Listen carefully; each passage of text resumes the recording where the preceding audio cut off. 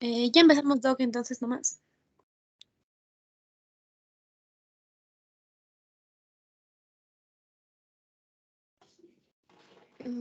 Doc, no se le escucha. No, Doc, no se le escucha nada. ¿Escuchan ahí? Sí, Doc, Sí, ahí Doc, ahí sí. Ya, bueno, quedémonos así. Lo que pasa es que hay muchísima bulla aquí por mi barrio y no quería que les moleste eso, pero bueno. Buenas tardes a todos. Vamos a comenzar. El día de hoy, chicos, hemos tenido que hacer un ajuste en el tema de exposición, ya que estaba sobrecargado el grupo siguiente y de hecho en sepsis uno de los puntales más importantes es el manejo de líquidos, ¿no? Entonces, hemos unido con sus compañeros el tema de sepsis y fluidoterapia para hacer un solo tema y de esa manera tener más equitativos la cantidad de materia que va a haber cada grupo. Adelante, chicos. Yo les interrumpo, como decía, en caso de necesitar acotar algo. Adelante. Ya listo. Bueno, entonces nosotros somos el grupo 2 y vamos a presentar lo que es sepsis. Vamos a tener el caso clínico de sepsis. Cámbiale, por favor. Ya, vamos a empezar con la selección del tratamiento P. Bueno, pero para empezar vamos a necesitar definir el diagnóstico de sepsis. Bueno, la septicemia bacteriana consta en el CIE-10 como A41.9 y tenemos distintas definiciones como son la bacteriemia, que esta va a consistir en la presencia de bacterias viables que se encuentran en el torrente sanguíneo y esto puede ser con o sin signos clínicos de infección. La definición de sepsis en sí ya va a ser una disfunción orgánica que puede ser incluso potencialmente mortal y esta va a estar causada en respuesta a una desregulación de la respuesta del huésped a una infección. Y finalmente tenemos también lo que es el shock séptico, que esta va a ser una disfunción orgánica que va a estar acompañada por una hipotensión vasodilatadora que nos va a dar una presión arterial media que es menor de 65 milímetros de mercurio y también puede estar acompañado a un nivel de lactato mayor a 18 miligramos sobre decilitro o de 2 milimoles por litro, que a pesar de la reanimación que se da con líquidos, se puede asociar a mortalidad de más del 40%. Ya. Carolina, Entonces, espérame sí, un ratito. Chicos, el tema de definiciones en sepsis, ya van a ver también en algunas escalas que vamos a tratar en las siguientes diapositivas, ha ido cambiando a lo largo del tiempo. Antes, como bien dicen sus compañeras, estas son las definiciones con las que actualmente se maneja todo lo que es relacionado a sepsis, shock séptico. Antes existían otras subdivisiones de esto, por ejemplo, sepsis grave, sepsis temprana, pero en la guía de Surviving to Sepsis del 2021, pues ya, no, de hecho en el 2016 ya se empezaron a abandonar algunos de estos criterios, por ejemplo, SEERS, que tenemos que saber qué significa, ¿no? Porque muchísimos de sus docentes todavía van a hablar de estas escalas. Por eso es que les dejé que todavía mantengamos, porque debemos conocer qué significa cada una, pero en definitiva, desde el 2016 y se confirmó en el 2021, las definiciones que tenemos que manejar nosotros son sepsis y shock séptico, ¿sí? Adelante, Carolina. ya, listo. Bueno, entonces, para hablar del diagnóstico de sepsis en sí, nosotros debemos encontrar la presencia de una falla orgánica que esté acompañado de una sospecha de infección. Tenemos distintas escalas, como ya mencionó ahorita el doc, para determinar la falla orgánica en un paciente. Entonces, nosotros tenemos algunas escalas, como es la Quick-SOFA, que es la que se usa más ampliamente, que consta de 3 puntos de evaluación que son de diagnóstico clínico. Y también, bueno, nos mencionaba en la última guía, igual del 2021 del Surviving Sepsis, que no se recomienda el uso de SIRS ni de la Quick-SOFA que no son ideales para la detección de la sepsis. Pero sin embargo, también nos mencionaba que no se recomienda utilizar solo a la Quick-SOFA como herramienta única para el diagnóstico. Entonces, asimismo, como el doc nos ha dicho, en el 2016 ya se desaconsejó el uso de los criterios de SIRS para definir la sepsis, ya que estos van a tener una especificidad baja. Sin embargo, los estudios nos han demostrado que la Quick-SOFA va a ser más específica, pero va a ser menos sensible que tener 2 de 4 criterios SIRS. Esto para la identificación de temprana de la disfunción orgánica inducida por la infección. Por eso, en todo caso, nosotros igualmente le pusimos, porque como nos recomendaba que no se debe utilizar únicamente solo una escala, como puede ser la del Quick SOFA, podríamos ayudarnos en el caso de dudas por la escala del CIRS, pero que esto de igual manera se maneja diferente en cada servicio. Sí, Ya. ahí, de esto, Carolina, otra vez te interrumpo. Tiene toda la razón. De hecho, a partir, no sé si no recuerdo muy bien si 2019, 2020, empezaron a evaluarse nuevamente los estudios que promovían el uso de QuickSOFA como un criterio de diagnóstico de sepsis. Y de hecho se ve que falla bastante para usarlo como diagnóstico. En lo que se recomienda el uso de QuickSOFA es como un predictor de gravedad o de mortalidad en los pacientes con sepsis. En eso es súper bueno. Ahora, como decía Carolina, se recomienda utilizar más de una escala.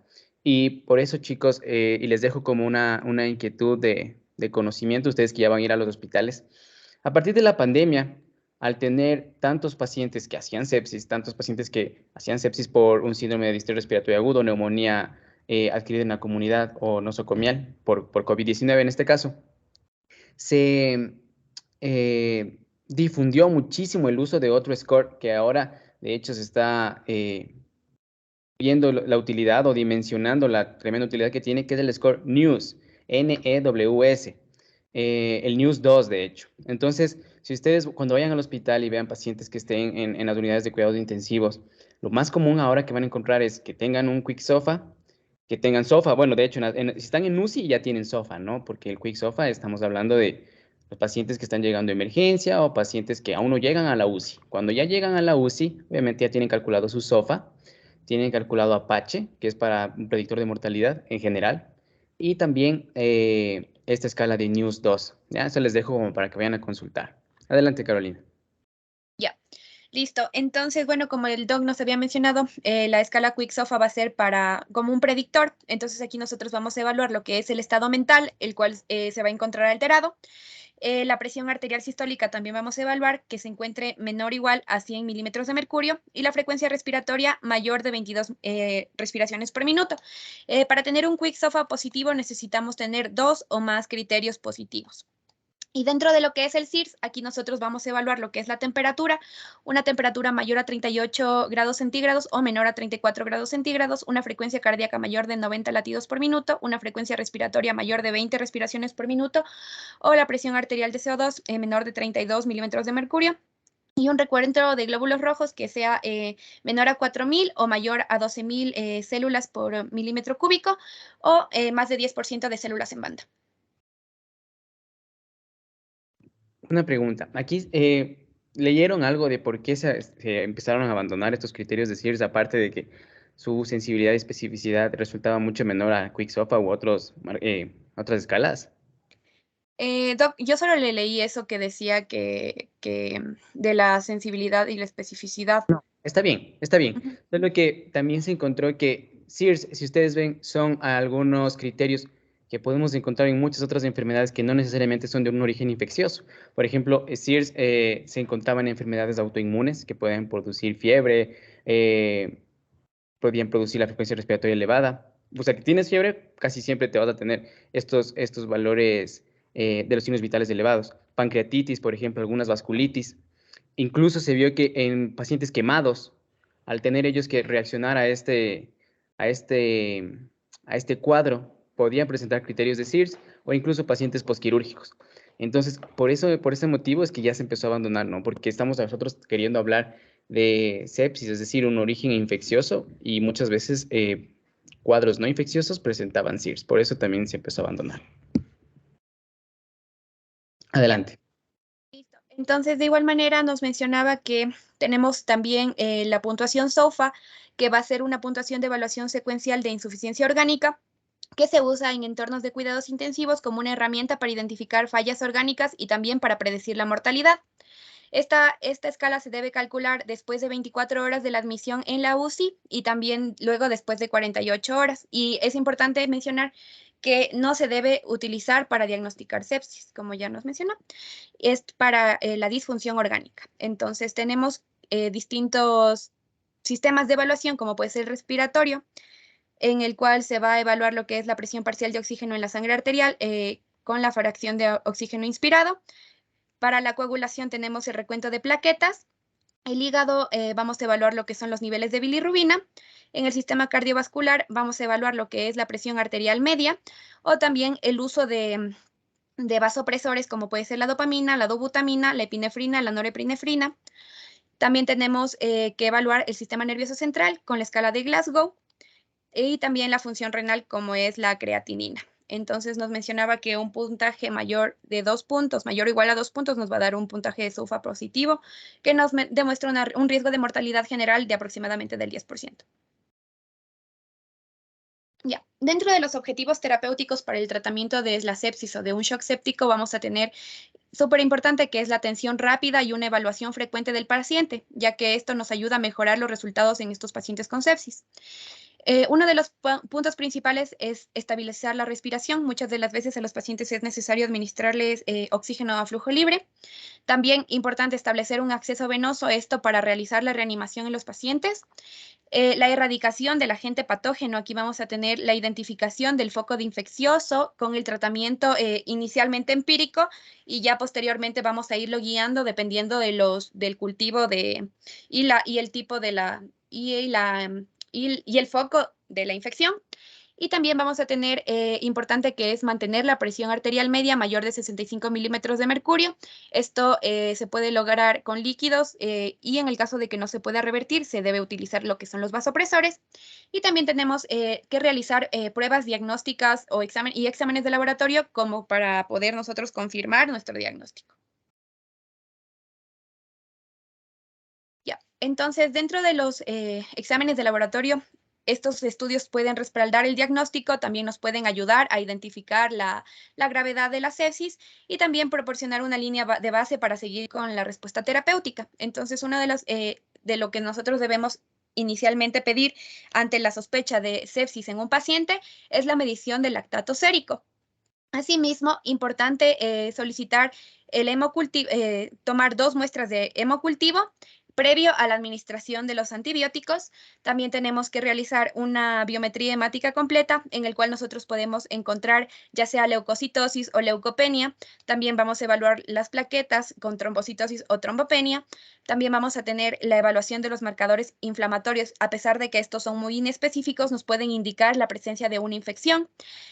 Con la PCR, la PCT, la procalcitonina se usa mucho más para lo que es la respuesta del paciente al tratamiento antibiótico que se le está administrando. Y también tenemos lo que es el panel metabólico básico, en el cual nosotros podemos solicitar electrolitos, función renal con el nitrógeno ureico y la creatinina, y también tenemos que medir los niveles de glucosa, ya que la infección y la condición del paciente nos puede predisponer a estados de hiperglucemia o de hipoglucemia, que nosotros también debemos vigilar. Ya. Carolina, no le pasen un ratito. Sí, bueno, adelante estaba lo que iba a decirles, que también es importante ver la gasometría porque incluso puede condicionar la fluidoterapia que vamos a dirigir. Y otra cosa aquí, de lo que habló Carolina, chicos, el tema de la PCT, la procalcitonina. Hace algunos años, cuando se extendió el uso de procalcitonina, se le relacionaba directamente con la presencia de sepsis, ¿sí? Pero esto es incorrecto. La procalcitonina no se puede utilizar como un examen para diagnóstico de sepsis, pero para lo que sí está demostrado que sirve, como decía, es para la respuesta al manejo. Y de hecho, específicamente para el decalaje, es decir, ir disminuyendo o ir ya terminando la administración de los antimicrobianos, ¿sí? Entonces, se realizan estos exámenes cada 24 o 48 horas y se va viendo en respuesta de esto si necesitamos ya empezar a disminuir la administración de antibióticos. Adelante. Listo. De igual manera, como ya les mencioné, también necesitamos lo que son pruebas de función hepática y los niveles de bilirrubina, ya que puede estar aumentado lo que son la LT, la ST. También puede haber una prolongación de los tiempos, que se refleja con un aumento del INR. También podemos tener lo que es hiperbilirrubinemia. Bueno, asimismo, como les mencioné, se debe solicitar panel de coagulación y también puede llegar a solicitarse dímero D en el caso de que fuera necesario. En estos vamos a encontrar un aumento del tiempo de protombrina, del tiempo de tromboplastina, una disminución de la antitrombina 3 o un aumento del dímero D. También se puede solicitar exámenes como son la amilasa y la lipasa cuando existe sospecha de pancreatitis. Y también, bueno, como el doc nos mencionó, se puede solicitar la gasometría. Esto también para poder identificar alteraciones ácido-base y también evaluar la oxigenación de nuestro paciente. De igual manera, se nos mencionaba que podíamos solicitar lo que son imágenes radiológicas, pero esto va a ser en base a la sospecha clínica.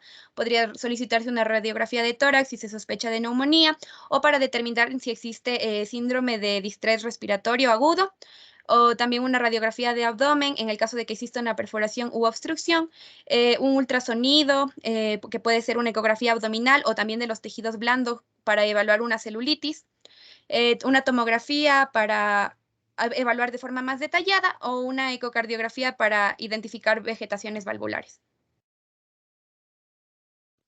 Es importante mencionar que existen múltiples biomarcadores que a pesar de que no los utilicemos en la práctica diaria, nos pueden orientar ya sea hacia el diagnóstico de sepsis o de shock. Entonces aquí tenemos unos que me parecieron importantes mencionarlos, como va a ser la pentraxina 3, que esta nos va a ayudar en el diagnóstico de sepsis o de shock séptico. Asimismo, el caso de la proteína quimioatrayente de monocitos 1, que esta también nos va a ayudar a diferenciar si estamos frente a un shock o una sepsis. En el caso de la angiopoyetina 2, esta nos dice que va a estar hasta 2 veces elevado más en el caso de shock en comparación a sepsis. Y también tenemos al receptor desencadenante expresado en células mieloides 1, que distingue igual entre sepsis y CIRS. Que como ya dije, aunque estos biomarcadores no se practiquen a diario, es importante mencionarlos.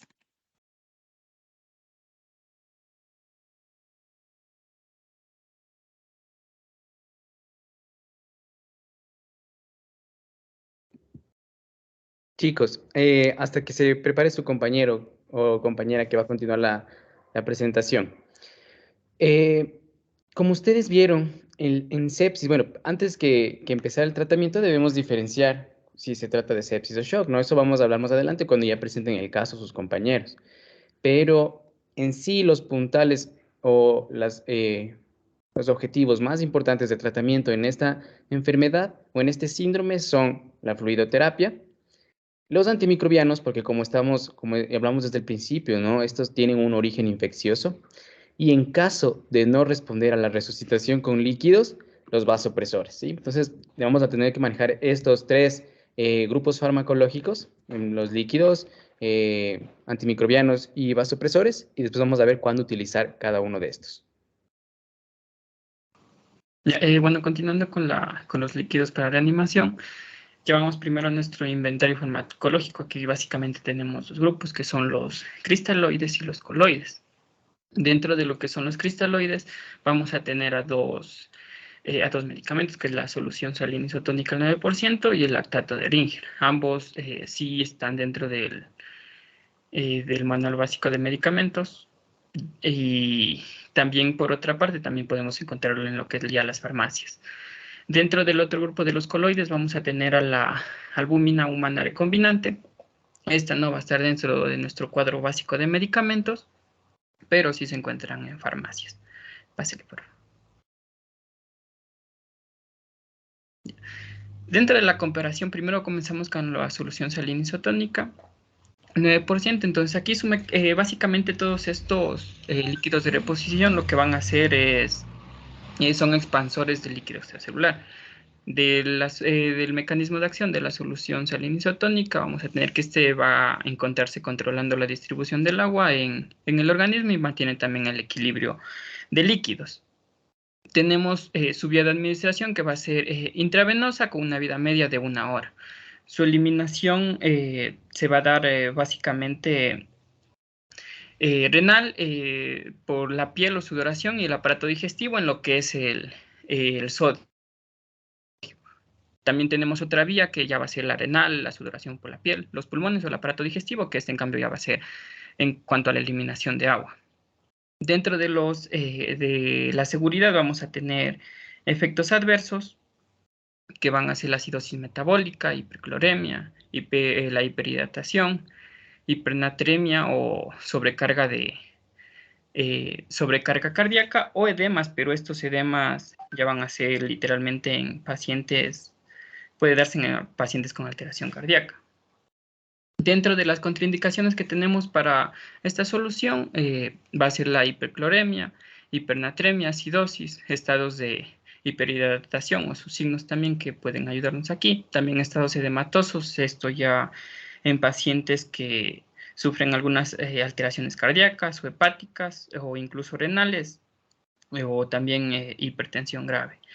Dentro del costo, lo que podemos encontrar en la farmacia, tenemos de una solución de 1000 mililitros que cuesta aproximadamente 2,28.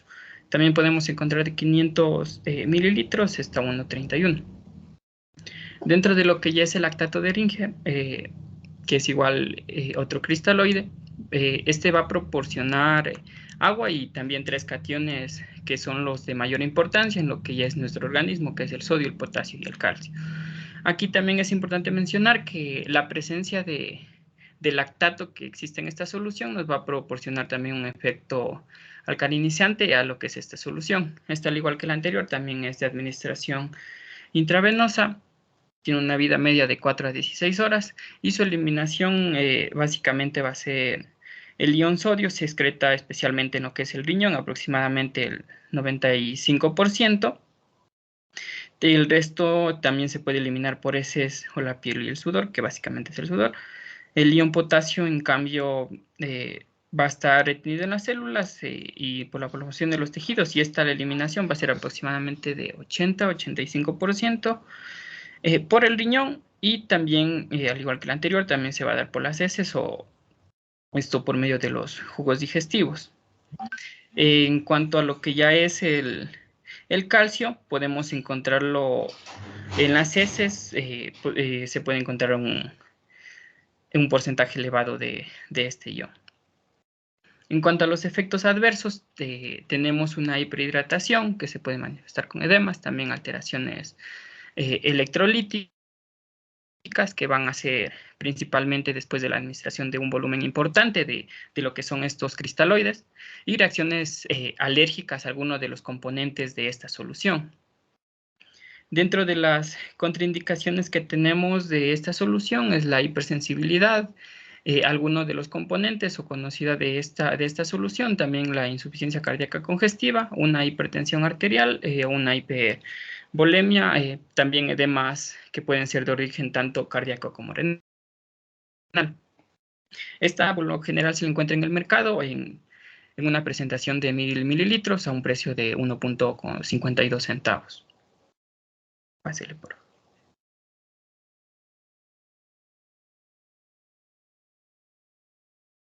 Dentro del grupo de los coloides vamos a tener a la albúmina humana recombinante. El mecanismo de acción de esta va a ser que va a actuar como un expansor del volumen sanguíneo circulante, que va a ser también una importante variable en lo que es la regulación de este volumen. Al igual que el anterior, este también se va a administrar vía intravenosa. Aquí su vida media ya va a ser más que los anteriores, que es aproximadamente de 15 a 20 días. La eliminación se va a dar principalmente por la intracelular, y se debe esto básicamente a lo que son las proteasas lisosómicas. En cuanto a los efectos adversos que tenemos dentro de esta solución, son las manifestaciones alérgicas, básicamente, que se pueden manifestar con urticaria, escalofríos, fiebres, incremento de la salivación, náuseas o vómitos y cambios en la respiración, incluso también en los pulsos o en la presión sanguínea que pueden tener los pacientes.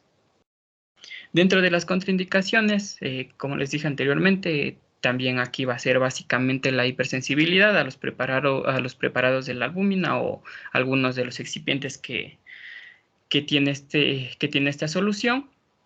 Y en el mercado lo que vamos a encontrar es básicamente en una presentación de una solución inyectable al 20% en un frasco de 50 mililitros. Pero aquí el costo ya va a ser bastante elevado en comparación a los demás, que va a ser de $77 con 88 centavos. Dentro de la eficacia, comparando todos estos tres medicamentos, y los cristaloides y los coloides, se realizaron estudios en los que demostraron que en la administración tanto de albúmina versus lo que ya son los cristaloides, tanto solución salina como el lactato de Ringer, probablemente sí logra muy poco beneficio en lo que ya es la reducción de la mortalidad. Sin embargo, esto no es tan significativo que digamos como para poder elegirlo como nuestra primera opción, además de lo que ya son un cambio dentro de los cristaloides.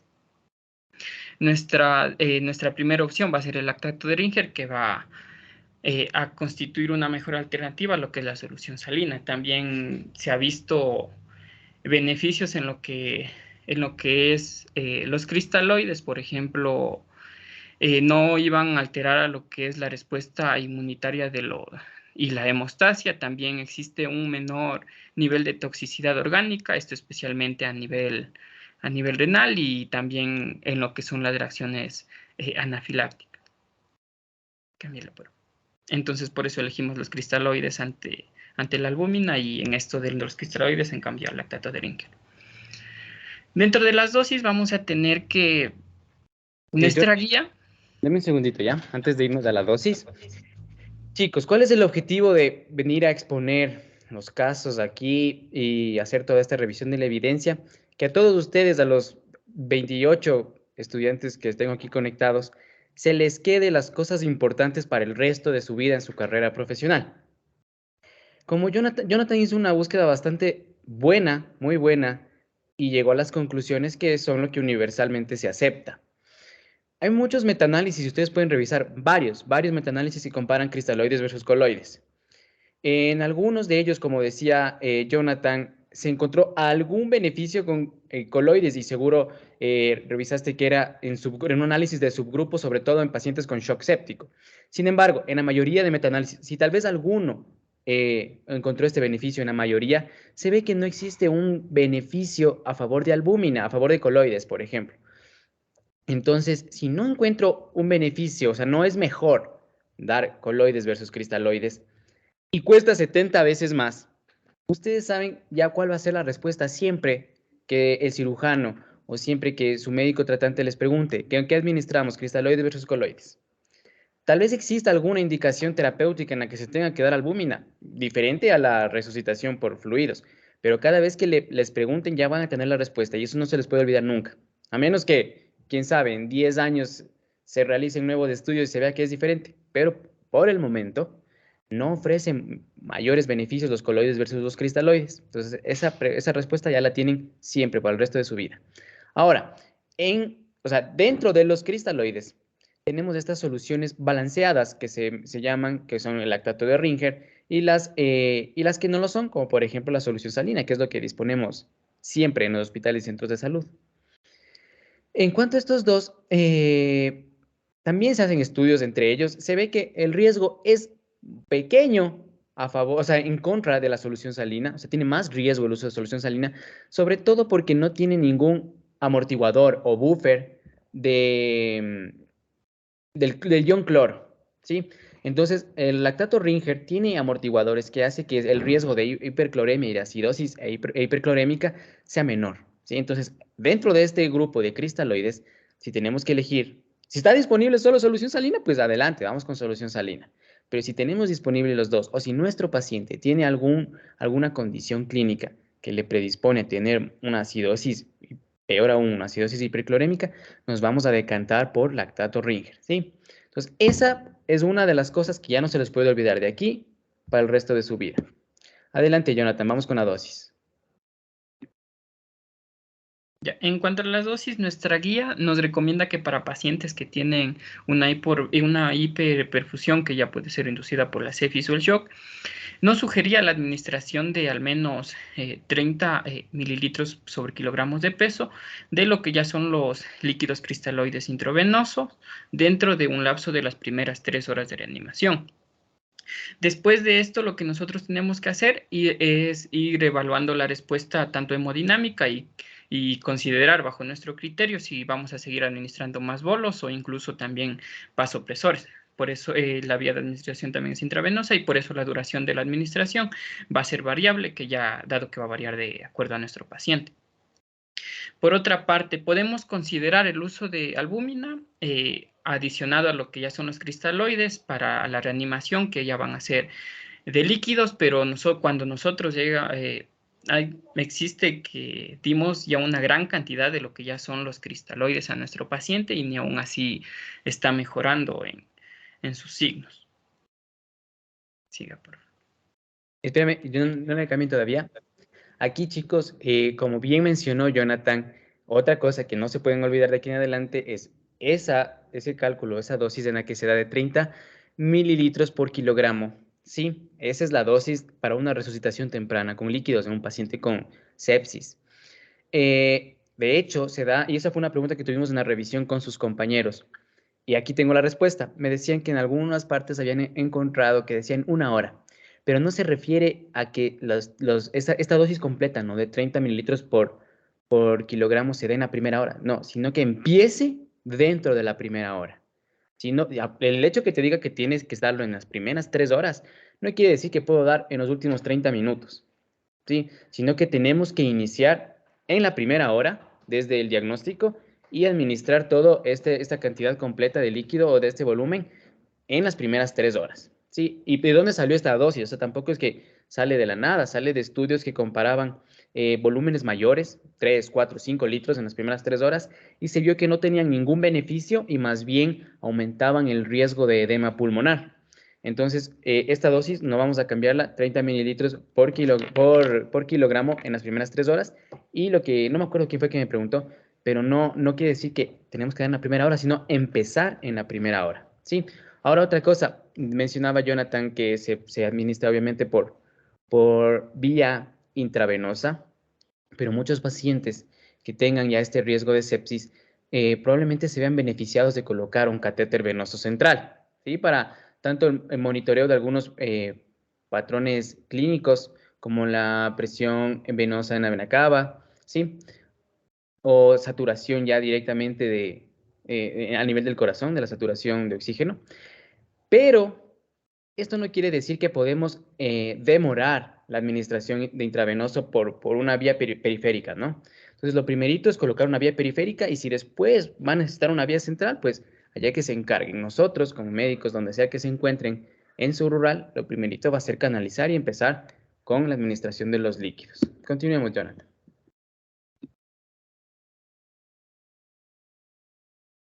Ya. Realizando la comparación de estos 3 medicamentos y para realizar la elección del medicamento P, comparamos la eficacia, la seguridad, la conveniencia y el costo. Entonces vemos que el que más destaca va a ser el lactato Ringer, tanto con lo más llamativo que ya se ve anteriormente, principalmente el costo que va a ser muy inferior a lo que es la albúmina humana recombinante. Entonces, para nuestro medicamento P de manera general, cabe aclarar esto, que no específicamente para nuestro paciente, es el lactato de Ringer como nuestra primera opción, si está disponible. Claro.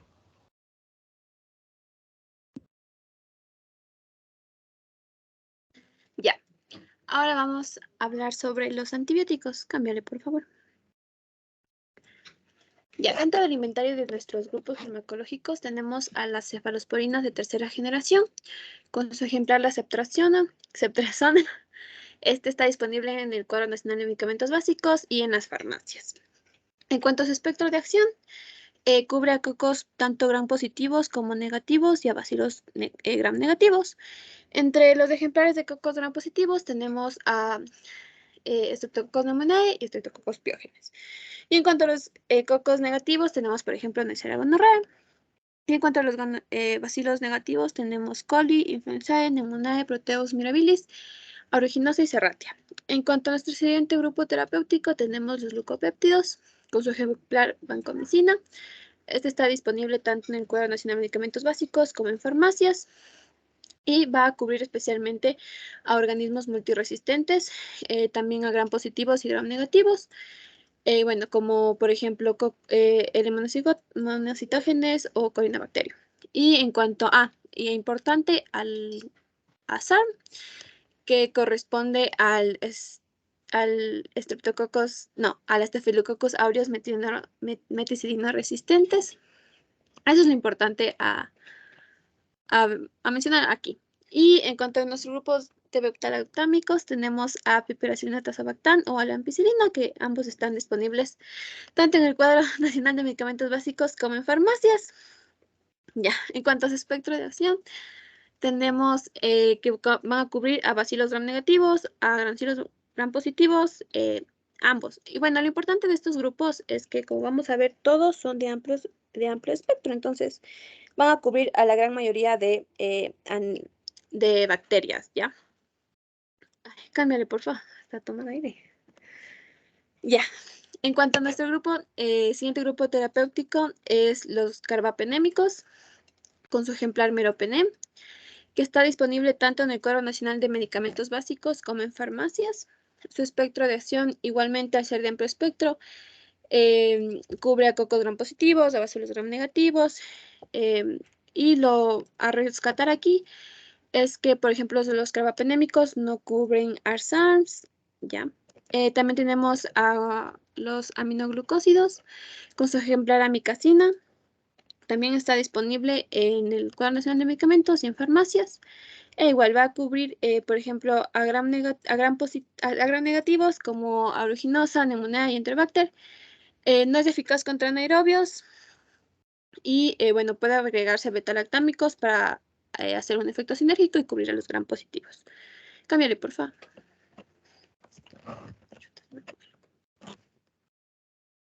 Ya. Bueno, entonces vamos a empezar viendo a nuestro ejemplar meropenem. En cuanto a su mecanismo de acción, este va a tener una acción bactericida. Como ya mencioné, es de amplio espectro y su mecanismo de acción lo va a hacer por inhibición de la síntesis de la pared celular, ligándose a las proteínas de unión a penicilinas. En cuanto a su farmacocinética, su vía de administración es intravenosa o intramuscular. Su metabolismo se da por hidrólisis del anillo beta-lactámico. Su semivida es de 1 hora y se elimina principalmente por vía renal y el 70% de este fármaco se elimina inalterado. En cuanto a su seguridad, los principales efectos adversos son gastrointestinales como constipación, diarrea, náusea y vómito. En cuanto a su conveniencia, está contraindicado en hipersensibilidad a beta-lactámicos, en antecedentes a alergias a múltiples alérgenos y en colitis pseudomembranosa. Y en cuanto a su costo, está en presentaciones de 500 miligramos y 1 gramo, y en la presentación de 1 gramo están alrededor de $40 en farmacias. En cuanto a nuestro siguiente ejemplar, es la ceftriaxona. Este también es bactericida de amplio espectro y actúa inhibiendo la síntesis de la pared celular. En cuanto a su farmacocinética, la vía de administración es intravenosa o intramuscular. Su metabolismo es principalmente, se da a través del intestino delgado por bacterias. Su semivida es de 6 a 9 horas y su eliminación se da entre el 50 y 60% por la orina, el 40% a nivel biliar o por bilis o por heces, y también se excreta de forma inalterada en un porcentaje menor. En cuanto a su seguridad, los principales efectos adversos son gastrointestinales, como diarreas, náuseas, vómitos, estomatitis y glositis, y también puede ocasionar reacciones alérgicas y puede ocasionar incremento de las transaminasas o flebitis. En cuanto a su conveniencia, está contraindicado en hipersensibilidad a cefalosporinas y penicilinas, contraindicado en colitis ulcerosa, en enteritis regional o colitis asociada a antibióticos. Y en cuanto a su costo, su presentación de sólido parenteral de 1 gramo está alrededor de 7,83. Nuestro siguiente fármaco a mencionar es la piperacilina tazobactam. Su mecanismo de acción en cuanto a la piperacilina es bactericida e inhibe la síntesis de la pared celular bacteriana. Y en cuanto al tazobactam, este es un inhibidor de las beta-lactamasas. En cuanto a su farmacocinética, su vía de administración es intravenosa, su metabolismo es hepático, tiene una semivida de 1 a 1,5 horas y su eliminación es renal. En cuanto a su seguridad, los principales efectos adversos son gastrointestinales, como diarrea, estreñimiento, náusea, vómito, y también puede provocar efectos adversos de hipersensibilidad, como rash cutáneo, prurito, fiebre o cefalea e insomnio. Y en cuanto a su conveniencia, está contraindicado en hipersensibilidad a penicilinas u otros betalactámicos. Y en cuanto a su costo, el sólido parenteral está presente, o bueno, lo tenemos en presentaciones de 4.000 miligramos o 500 miligramos, de 400 miligramos o 500 miligramos, y este más 400 miligramos es de 8,28. Ya. Nuestro siguiente fármaco es la ampicilina. En cuanto a su mecanismo de acción, bueno, es bactericida y actúa inhibiendo la síntesis de la pared celular, uniéndose a las proteínas PBPs. En cuanto a su farmacocinética, su vía de administración es intravenosa o intramuscular o en presentación oral. Su metabolismo es hepático, tiene una semivida de 1 a 1,5 horas y su eliminación es renal en el 20 y el 20 al 40% lo hace de forma inalterada. En cuanto a su seguridad, los principales efectos adversos van a ser de hipersensibilidad, como urticaria, erupciones eritematosas, rash o rash maculopapular o eosinofilia. Y efectos adversos gastrointestinales, como náusea, vómito, dolor epigástrico, diarrea. Está contraindicado en hipersensibilidad a penicilina, cefalosporinas y en mononucleosis infecciosa. Su costo es de la presentación de un gramo de 1,46 aproximadamente.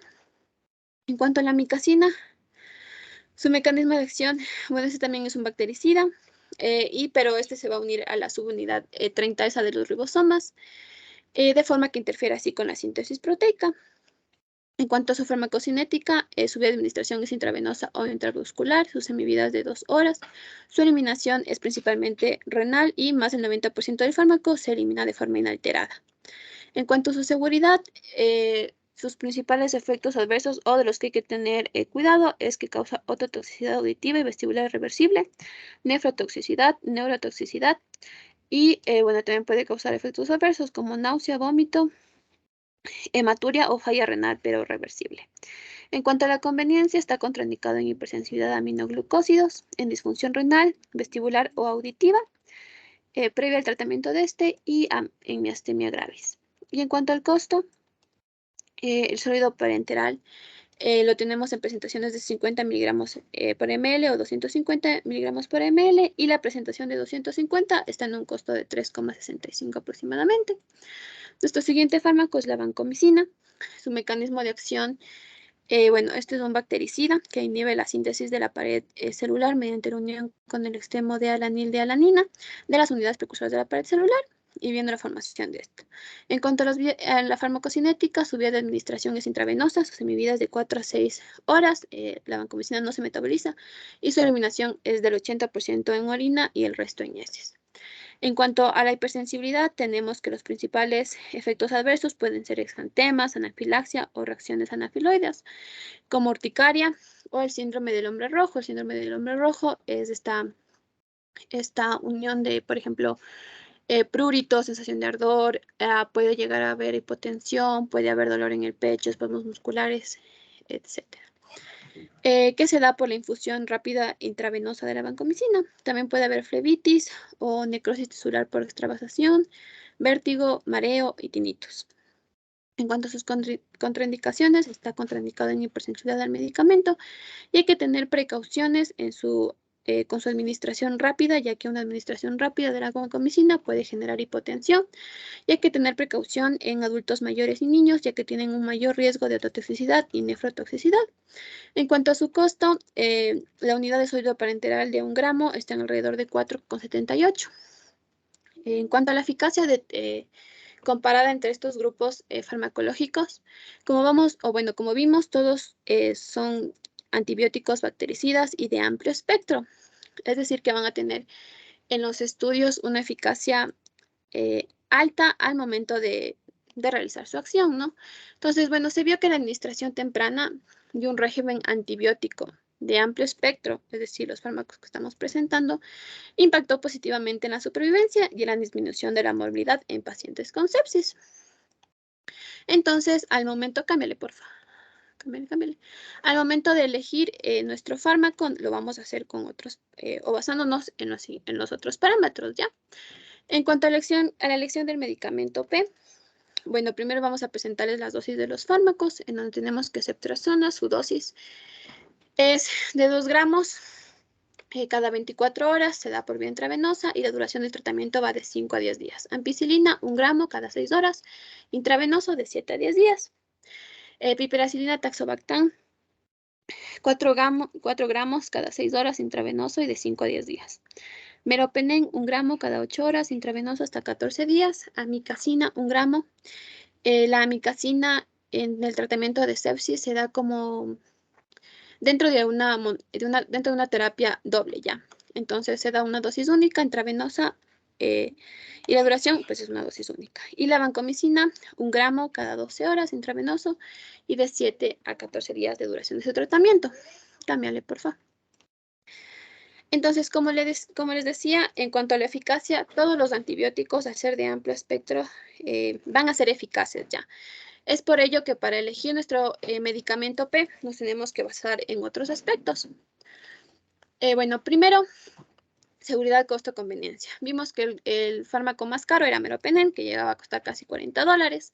En cuanto a seguridad, todos nos presentan casi los mismos efectos adversos. Y en cuanto a conveniencia, cambia un poco las precauciones que hay que tener con cada fármaco. Y lo importante que hay que mencionar en cuanto a sepsis es que, por ejemplo, si es que nos llega un paciente con sepsis en donde no sabemos antecedentes patológicos ni epidemiológicos, siempre hay que considerar la presencia de Staphylococcus aureus meticilino resistente, o sea, SARM. Entonces, este es otro factor que hay que considerar al momento de elegir nuestro medicamento P.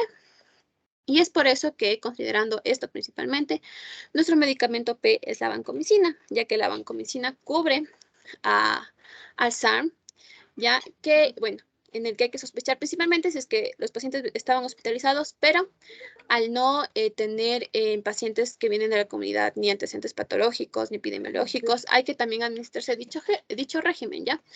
Porque, como vamos a ver, la antibiótico-terapia administrada dentro de la primera hora reduce la mortalidad de los pacientes con sepsis. Entonces, este es nuestro medicamento P, que viene en presentación de sólido parenteral de 500 y 1000 miligramos. Y su dosis va a ser 1 gramo cada 12 horas intravenoso o 10 a 15 miligramos por kilogramo cada 12 horas. Ya, no le pasen, no le pasen. Ya. ¿Alguien puede apagar el teléfono que me suena como eco? Ya. Ya, verán. Chicos, al igual que lo que hablamos de fluidoterapia, que cosas que no se les puedan olvidar. En este caso, y aquí insisto, nosotros estamos presentando primero la selección del medicamento P, porque eso es lo que hace un médico. Primero sabe qué tiene que dar y después ve a su paciente y elige si los fármacos que conoce puede administrarles a ese paciente en ese caso. Aquí en los antibióticos, como bien expuso Jacqueline, una variedad bastante amplia de medicamentos, valga la redundancia, de amplio espectro, nosotros podríamos elegir cualquiera de estos, ¿no? ¿En función de qué? De algunas condiciones que tenga nuestro paciente. Por ejemplo, el historial. ¿Qué tal si nuestro paciente se encontraba tomando algún antibiótico para alguna otra condición de salud? O que toma algunos fármacos inductores o inhibidores enzimáticos. ¿Sí? Eso, una de las cosas. Otra, por ejemplo, las comorbilidades.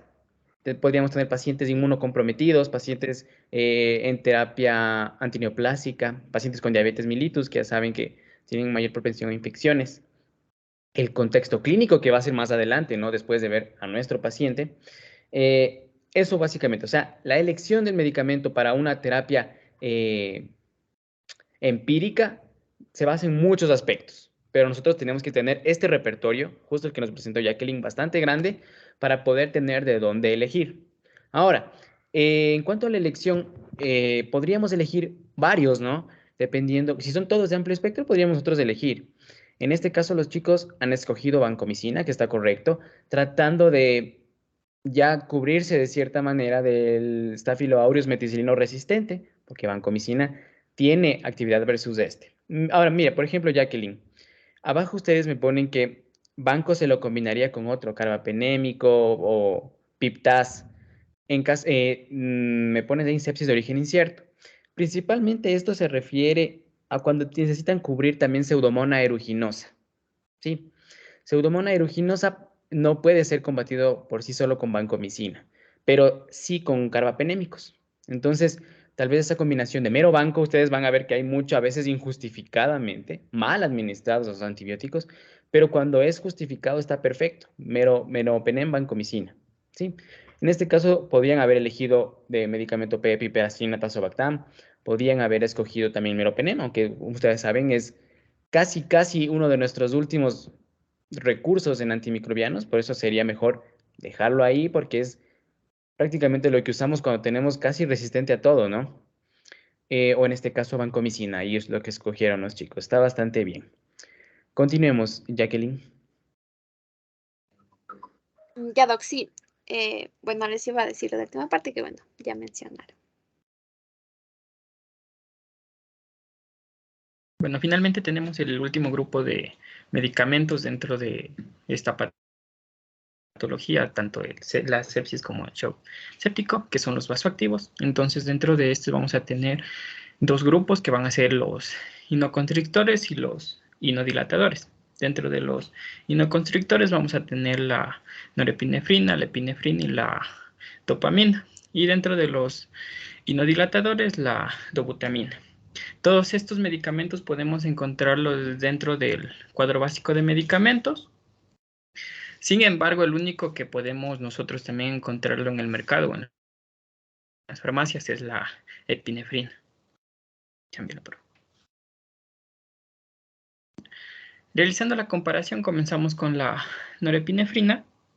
Entonces, su mecanismo de acción es que va a realizar su acción sobre los receptores beta-1 adrenérgicos, lo que va a ser la que determina una estimulación en lo que ya es el miocardio y también aumenta el gasto cardíaco. Por otro lado, también tenemos que actúa sobre los receptores alfa-adrenérgicos, esto para ocasionar una potente acción en lo que es la vasoconstricción de los vasos y también de la resistencia y también de la capacitancia. Entonces, con esto se logra un aumento de la presión arterial sistémica y también del flujo sanguíneo de lo que es también las arterias coronarias. También vamos a tener dentro de la farmacocinética, tenemos una vía de administración intravenosa que tiene una semivida de aproximadamente 1 a 2 minutos y su excreción va a ser en su mayoría renal y solo una pequeña cantidad se va a excretar a partir de las heces y el 50% de la dosis administrada también se va a excretar en lo que son las primeras 6 horas y el resto las próximas 18 horas. Tenemos como efectos adversos de este medicamento que puede presentar en nuestro paciente náuseas, vómito, también palidez, palpitaciones y taquicardia. Puede presentarse también incluso con dolor precordial anginoso, arritmias, hipertensión arterial, temblores, ansiedad, también insomnio. Dentro de las contraindicaciones que tiene nuestro fármaco, tenemos la hipersensibilidad de este medicamento o a sus componentes, también los estados de hipertensión arterial que también pueden ser graves, un feocromocitoma, una taquiarritmia, una fibrilación ventricular, un choque hipovolémico o incluso labor de parto o parto. Como les dije anteriormente, este medicamento no se va a encontrar en el mercado, sin embargo, un valor aproximado que se puede encontrar es la presentación de líquido parenteral de 4 miligramos, que está a un precio de 10,92 centavos. Dentro de lo que es ya la adrenalina, este medicamento estimula el sistema nervioso simpático a través de los receptores alfa y beta y también aumenta de esta forma la frecuencia cardíaca, también el gasto cardíaco y la circulación coronaria. También mediante su acción en lo que ya es los receptores beta, de lo que ya es la musculatura lisa bronquial, la adrenalina también provoca una relajación de lo que es esta musculatura y también puede aliviar las sibilancias y la disnea de lo que son otras patologías, no en este caso. Dentro de la vía de administración tenemos intramuscular, subcutánea, intravenosa. con su semivida plasmática, que va a ser de 2 a 3 minutos. Sin embargo, si se la administra por otra vía, este valor puede aumentar muchísimo más y su excreción va a ser principalmente renal. Dentro de los efectos adversos que tiene este fármaco es que puede producir angina, ansiedad, arritmias cardíacas, mareo, disnea, cefalea, hipertensión, náuseas, también palpitaciones y taquicardia. Dentro de las contraindicaciones, aquí básicamente tenemos que valorar el riesgo-beneficio, dado que en situaciones de emergencia no va a existir una contraindicación absoluta que se pueda decir. Entonces siempre tenemos que valorar este riesgo, pero también tenemos como contraindicaciones relativas, que puede ser un glaucoma de ángulo cerrado, arritmias cardíacas, insuficiencia coronario cardíaca, hipertensión grave, hipertiroidismo, incluso labor de parto. Este sí podemos encontrarlo en el mercado y se encuentra como líquido parenteral de 1 miligramo a 56 centavos.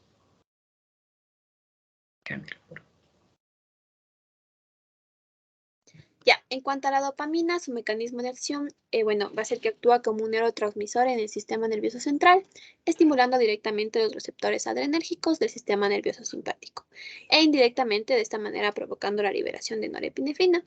En cuanto a su farmacocinética, la administración va a ser por vía intravenosa, el inicio de acción va a ser de 5 minutos, se metaboliza en el hígado, riñones y plasma, tiene una semivida de 2 minutos y su eliminación es renal.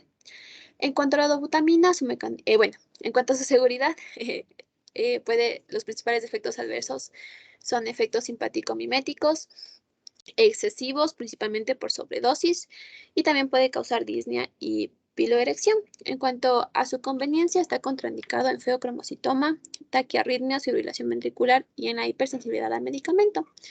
En cuanto a su costo, en su presentación de líquido parenteral de 40 miligramos por ml cuesta alrededor de $1.29. En cuanto a la dobutamina, su mecanismo de acción, es un agente inotrópico cuya acción principal es el resultado de la estimulación de los receptores beta-1 adrenérgicos cardíacos. En cuanto a su farmacocinética, su administración va a ser vía intravenosa, su inicio de acción es a los 2 minutos, su metabolismo es a nivel hepático, sus semividas de 2 minutos y su eliminación es renal. En cuanto a su seguridad, los principales efectos adversos van a ser taquiarritmias, hipertensión, miocarditis eosinofílica, latidos ventriculares prematuros, puede haber angina, disnea, fiebre, dolor de cabeza, náuseas y palpitaciones. Y en cuanto a sus contraindicaciones, va a estar contraindicado en la hipersensibilidad al medicamento, en feocromocitoma, en taquiarritmias, en fibrilación ventricular y estenosis subaórtica hipertrófica idiopática. Y en cuanto a su costo, la unidad de líquido parenteral de 50 miligramos por ml va a ser de 21,84 aproximadamente. Y bueno, en cuanto a la eficacia, la norepinefrina resulta en una mortalidad más baja y un riesgo más bajo de arritmias de todo este grupo. Cámbiale, por favor. En cuanto a las dosis de los medicamentos, vamos a tener que la norepinefrina se puede iniciar con dosis de 0,02 microgramos hasta 1 microgramo por kilogramo de peso. Estos se dan cada minuto por vía intravenosa. La adrenalina, sus dosis iniciales pueden ser de 0,01 miligramo por kilogramo hasta dosis máxima de 1 microgramo por kilogramo cada minuto por vía intravenosa. La dopamina con dosis iniciales de 2 microgramos por kilogramo cada minuto hasta dosis máximas de 20 microgramos por kilogramo cada minuto intravenoso. La dobutamina, sus dosis iniciales de 2,5 microgramos por kilogramo cada minuto intravenoso hasta dosis máximas de 20 microgramos por kilogramo cada minuto intravenoso. Y la duración del tratamiento en todos estos fármacos va a ser hasta que se obtengan los efectos terapéuticos deseados. Cámbiale, por favor. Bueno, y en cuanto a la eficacia y también en cuanto a la seguridad, nosotros escogemos norepinefrina como el medicamento P. Ya, no le pases. Ya. Ah, termina para no cortarte la idea como hace un rato. Y en cuanto a nuestro medicamento P, la norepinefrina viene en presentación de líquido parenteral de 1 miligramo por ml y su dosis inicial va a ser de 0,1 a 0,04 microgramos kilogramo minuto y dosis máximas de 1 microgramo kilogramo minuto. Ya. Ya, chicos, aquí Vamos a la tercera de las cosas que les decía que tenemos que sacar de aprendizaje de esta sesión. Ahora en el tema de vasoconstrictor, se me fue la palabra, de vasopresores, ¿sí? ¿Cuándo utilizamos en sepsis? Cuando ha fallado la terapia de resucitación con líquidos. Entonces, por ejemplo, ahí, Jonathan, me quedaría la duda a mí. Tú mencionaste que se puede recurrir a albúmina cuando hemos proporcionado cantidades exageradas de líquido, pero personalmente, y sería bueno que me pases esa fuente donde sacaste, porque puede que sea así, yo simplemente no lo he leído. Pero si ya falló y a pesar de que estoy administrando volúmenes grandes, no consigo que el paciente salga de ese choque, lo que tenemos que recurrir ya es a los vasopresores, ¿sí? Dentro de las diferentes alternativas que tenemos de vasopresores, la norepinefrina en los diferentes metaanálisis ha demostrado ser la más segura, la que tiene el riesgo de mortalidad más bajo. Entonces, si todos son eficaces para producir una vasoconstricción, un inotropismo positivo, si todos son eficaces, nos vamos a seguridad, ¿sí? En este caso, es mucho más seguro que epinefrina, muchísimo más seguro que dobutamina y dopamina. Entonces, por ese sentido, nos estamos inclinando por la norepi. Aquí, al ser un fármaco con un margen de seguridad, ¿sí?, muy estrecho, las dosis tienen que ser administradas de una manera muy controlada a través de una bomba de infusión, ¿sí? Por eso es que ven estos márgenes chiquititos de microgramos, pero esas dosis tienen que conocer y también la dosis máxima, ¿sí?, que mencionaba Jacqueline, me parece que de un microgramo por kilogramo minuto, ¿verdad, Jacqueline? Sí, doc, de 1 micrograma. Chicos, y cierto, ya conversé con sus representantes, espero que les haya comentado. Tenemos que empezar a tener también calificaciones para el componente individual, ¿sí? Entonces vamos a tener lecciones. Ya estoy viendo cómo las vamos a hacer. Seguramente ha de ser por las mismas encuestas que se hacen en Microsoft Teams sobre cada uno de los temas, para ir teniendo ya estas notas y al final no tener problemas. Estas lecciones de cada uno de los temas que vamos a tener desde este tema sepsis van a ser muy simples. Yo voy a hacer que estén basadas solo en lo que va a ser su práctica clínica, sino que voy a tomar que cuál fue el OR del metaanálisis en las lecciones, ¿sí? Sino cuál es la elección, qué medicamentos se selecciona en este paciente, a qué dosis, cuál es la dosis máxima, algún problema en la seguridad muy importante. Esas cosas, los que les va a valer o les va a servir en su práctica, eso les voy a preguntar yo. Pero ustedes no tienen que descuidar también la lectura de los artículos que están en el sílabo, porque todavía no tengo una respuesta de si el examen final, porque vamos a tener al menos 2 exámenes, si el examen final va a ser unificado con todos los otros décimos. Sí, entonces tengo conocimiento que algunos décimos incluso ya acabaron toda la materia. Por eso la doctora María Belén Mena lo que me comentó es que puede que solo el final sea unificado. Todavía no lo sé, pero por eso les recomiendo que sigamos leyendo los textos o los artículos que fueron colocados en su sílabo, porque igual, si es que yo podría tomar el examen, todos los exámenes, igual van a salir de esa misma fuente, porque es la que ustedes han tenido desde el primer día, y sería injusto, yo creo, cambiarles ahorita, ¿ya? Entonces, estén atentos a estas cosas que les comento, dosis de norepinefrina, cuál es la dosis para la resucitación con líquidos, en cuánto tiempo, antimicrobianos, ¿qué nomás necesitamos para elegir? Esas cosas les voy a preguntar en las lecciones, así que estemos bien pendientes de eso. Continuemos, chicos.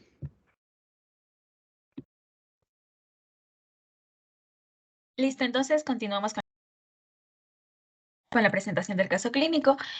Tenemos una paciente femenina de 92 años, nacida y residente en Quito, nivel académico primaria completa, diestra, mestiza, católica, grupo sanguíneo o RH positivo. El motivo de consulta de nuestra paciente es disuria. En los antecedentes solo vamos a nombrar los positivos, los de importancia. Tenemos en antecedentes patológicos no personales. Es una paciente que se encuentra encamada. Y las deposiciones normalmente suelen ser una vez por día, pero en este caso refiere que ha sido de una vez cada 5 días. Es algo a tomar en cuenta. Antecedentes personales patológicos, hipertensa desde hace unos 20 años y se trata con losartán con 100 miligramos vía oral 2 veces al día. Niega antecedentes quirúrgicos o alergias. Enfermedad actual, paciente femenina de 92 años que se encuentra encamada. Familiar refiere que la paciente presenta disuria desde hace 10 días como causa aparente que no se le pudo cambiar el pañal en 6 horas debido a una cita médica de control. Se acompaña de polaquiuria, nicturia con orina fétida, hiporexia, alza térmica no cuantificada y estreñimiento. Se mantiene tomando su medicación habitual para la hipertensión arterial y de momento la paciente se encuentra somnolienta. En el examen físico que se le realiza a la paciente tenemos algunos datos importantes, como la presión arterial 90-65 milímetros de mercurio, presión arterial media 74, frecuencia cardíaca 93, respiratoria de 25, temperatura 38.9 grados centígrados, saturando 89%, con un IMS normal y el Glasgow está de 13/15, que tenemos la alteración, como vemos aquí en el paréntesis. En el estado físico general es una paciente que se encuentra consciente pero desorientada alopsíquicamente, el Glasgow 13, febril. En la boca tenemos una paciente edéntula, pero la mucosa oral está seca. En las extremidades asimismo tenemos extremidades frías, llenado capilar más de 2 segundos y no se encuentra edema. Puño percusión lumbar positivo bilateral. Y en los exámenes complementarios que se le realizaron en la biometría hemática tenemos leucocitosis con neutrofilia. Y asimismo también en la gasometría arterial, bueno, está todo dentro de parámetros normales. Y también se le realizaron reactantes de la fase aguda como PCR y procalcitonina. PCR tenemos de 13.42, que está bastante elevado. Y en el hemo, que también se le tomó a la paciente, tenemos un hemo de aspecto turbio con un pH de 5. Encontramos células epiteliales altas de 0 a 2 y epiteliales bajas de 2 a 4. En cuanto a leucocitos, también encontramos que existen leucocitos que completan el campo, presencia de moco de solo una cruz y bacterias de 3 cruces. La definición del problema del paciente, primero enlistamos todos los problemas que presenta nuestra paciente, iniciando por... María Emilia, ¿puedes regresar a donde estaba el microscópico y elemental de orina? Ya, aquí tengo yo una pregunta, pero es un poco ya fuera un poco de la asignatura de fármaco. ¿Por qué creen que una persona puede tener infección y contar con nitritos negativos? ¿Alguien sabe esa respuesta o cómo se evalúan los nitritos, cómo aparecen positivos y por qué esta paciente puede tener negativo a pesar de estar con infección de vías urinarias? Porque puede ser, Doc, una infección de bacterias que no reducen los nitratos a nitritos. Sí, pues una de las respuestas. Normalmente las gram positivas no reducen nitratos de nitritos, pero ahí tienes razón, pero es muy difícil encontrar una infección de vías urinarias por bacterias gram positivas, ¿sí? Tal vez pacientes inmunocomprometidos, puede ser, pero la mayoría casi siempre son gram negativas. Entonces casi siempre debería tener nitritos positivos, pero no es así, a veces no lo tienen. ¿Qué otra alternativa le ven para que salga negativo? Doc, me parece, no recuerdo bien, que es también por el tiempo en el que se ha estado concentrando la orina, que si es menos de 4 horas va a salir nitritos negativos. Exactamente. Entonces, mire, una paciente de 92 años probablemente haya necesitado ayuda para tomar esa muestra, tal vez le hicieron una cateterización para obtener esa muestra. Y si la paciente, por eso es la respuesta, chicos, de cuando dicen la primera orina de la mañana, ¿sí? Para dejar que se concentre la orina en la vejiga, que se puedan reducir nitratos de nitritos y salga positivo y tengamos nosotros como médicos una certeza mucho más grande de que está infectada, ¿sí? Porque, por ejemplo, no es el caso, pero digamos, yo puedo ver bacterias y fue una muestra contaminada y resultaron ser bacterias saprófitas que fue porque la paciente tuvo una secreción vaginal, probablemente lactobacilos, ¿sí? Entonces, por eso es que los nitritos sí son bien importantes y por eso se tiene que asegurar de que esa muestra haya sido tomada de una manera apropiada. En el caso de la señora, si fue una cateterización, de plano yo descarto que hayan sido bacterias saprófitas de la mucosa vaginal porque le hicieron una cateterización. Pero si viene una paciente normal, una paciente de 25 años, y vengo con un nitritos negativo y bacterias positivo, puede ser que haya sido una contaminación de la muestra, ¿sí? O que simplemente no sea una infección de vías urinarias. Entonces eso, chicos, es importante, ¿no? Conocer, darle bien las indicaciones de cómo tiene que tomar la muestra Y si nos llega alguna cosa que no cuadra bien, como en este caso, tratar de investigar qué sucedió. Sí, la señora seguramente no pudo tomar su muestra, no se esperó el tiempo necesario, que sí, yo escuché más bien, de lo que recuerdo, de 4 a 6 horas, ¿no? Entonces, lo normal es que toda la noche que pase concentrándose esa orina. Pero si no es el caso, va a salir negativo, aunque tenga una E. coli, ¿no? Ya, continuemos. Ya. En la lista de problemas tenemos algunos, entonces primero que la paciente es una paciente encamada, refiere disuria, polaquiuria, nicturia. En el examen físico evidenciamos la presión arterial sistólica de 90, está taquicárdica, taquipneica, con fiebre, el sensorio alterado, llenado capilar mayor a 2 segundos, mucosas orales secas y puño percusión positivo. En los exámenes de laboratorio encontramos una leucocitosis con neutrofilia en la biometría hemática, PCR elevado y un hemo infeccioso. María Emilia, ¿por qué consideran que está taquicárdica la paciente?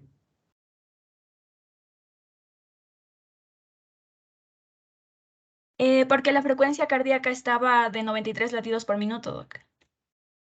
Y salvo que Sí, haya, sí, sí. salvo que haya cambiado algo que no me he enterado, No, tiene que ser doc. superior a 100. Bueno, está bien, no pasa nada, pero sigamos nomás. Cuidado con eso, ¿no? Si están presentando un caso en algún congreso y les dicen que está taquicárdica, ese ratito les hacen bajar. Continúa.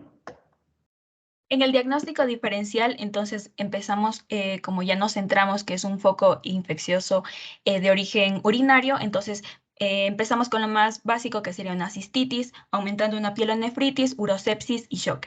Entonces, he marcado con cruces lo que nuestra paciente refiere y lo he marcado en estos cuadros rojos. Nuestra paciente presentaba disuria, polaquiuria, fiebre. Bueno, vemos que deberíamos diferenciarlo entre estos diagnósticos. Pero si bien como nuestra compañera ya nos mencionó, no es ideal utilizar solo el Quicksofa o el SIRS, nosotros nos hemos basado en que estos nos ayuden o nos guíen para decir si estamos frente a una urosepsis o a un shock. Entonces, cumple con 3 de los criterios del Quicksofa, que sería la presión arterial sistólica de 90, también taquipneica y el sensorio alterado. Y en el SIRS cumple igual con los 4 parámetros, que sería la fiebre, taquicardia, taquipneica. Ah, doc, es que aquí en el SIRS nos dice que la frecuencia cardíaca más de 90, entonces ya se considera un parámetro para evaluarlo dentro del SIRS. Y la leucocitosis.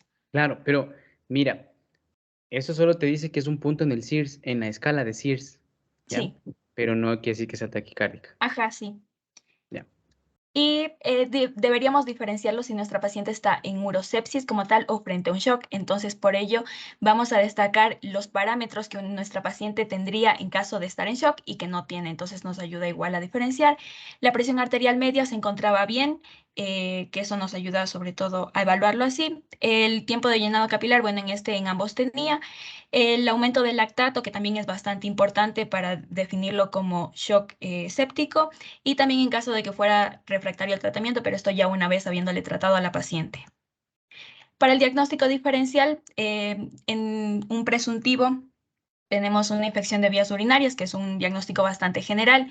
En diferencial, ya los que nombramos anteriormente, cistitis, pielonefritis o sepsis, y el definitivo sería una sepsis de origen urinario. En el CIA-10 lo evalúa como sepsis urinaria con un CIA-10 N39.0. La definición del problema sería un paciente femenina de 92 años, encamada, que refiere disuria desde hace 10 días. Se acompaña de polaquiuria, nicturia, hiporexia, alza térmica no cuantificada, disminución de la tensión arterial sistólica, taquipneica, sensorio alterado, puño percusión positivo bilateral. En el examen físico, en los hallazgos de laboratorio se evidencia leucocitosis, PCR elevado e hemo infeccioso. No presenta problemas psicológicos ni sociales y el tratamiento concomitante que nuestra paciente lleva es el tratamiento de la hipertensión. Entonces, este tratamiento no ha tenido efectos indeseados, tampoco ha tenido una falta de adhesión a este tratamiento, ni un tratamiento que haya requerido como tratamiento preventivo.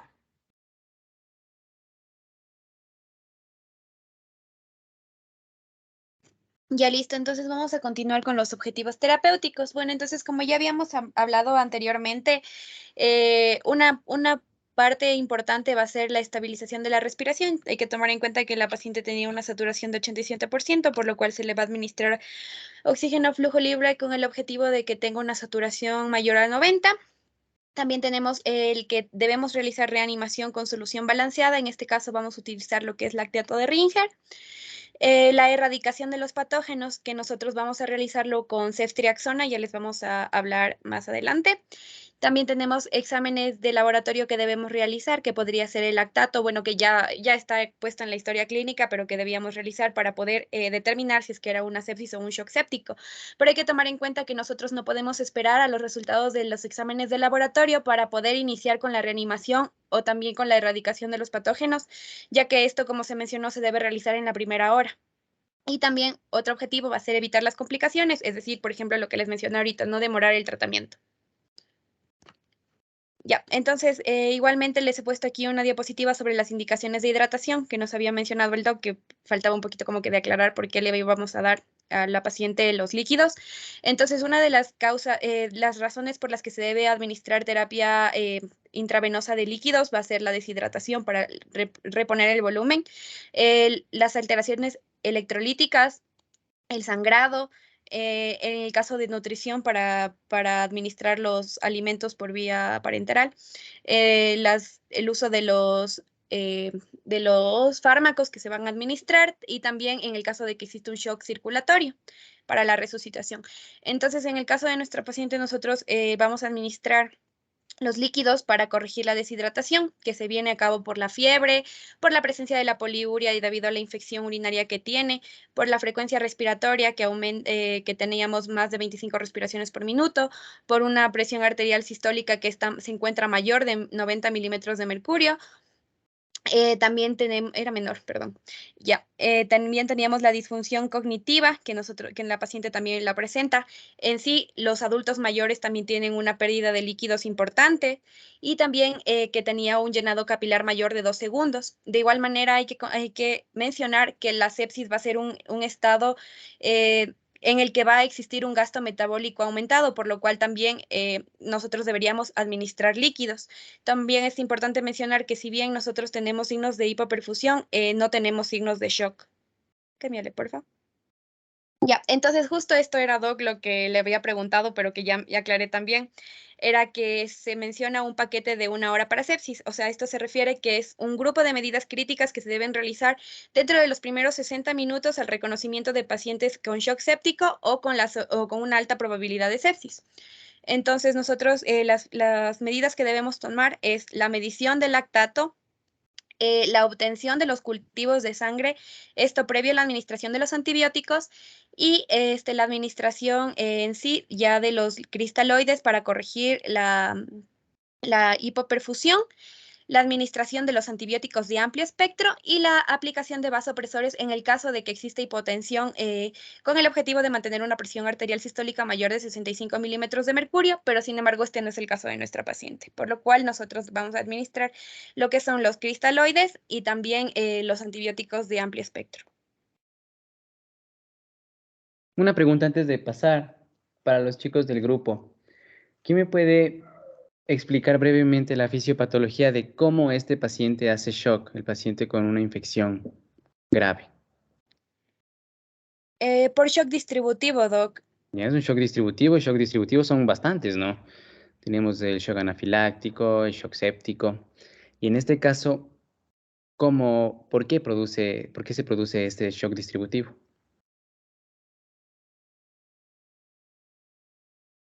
Por ejemplo, les voy a poner un ejemplo, el shock anafiláctico.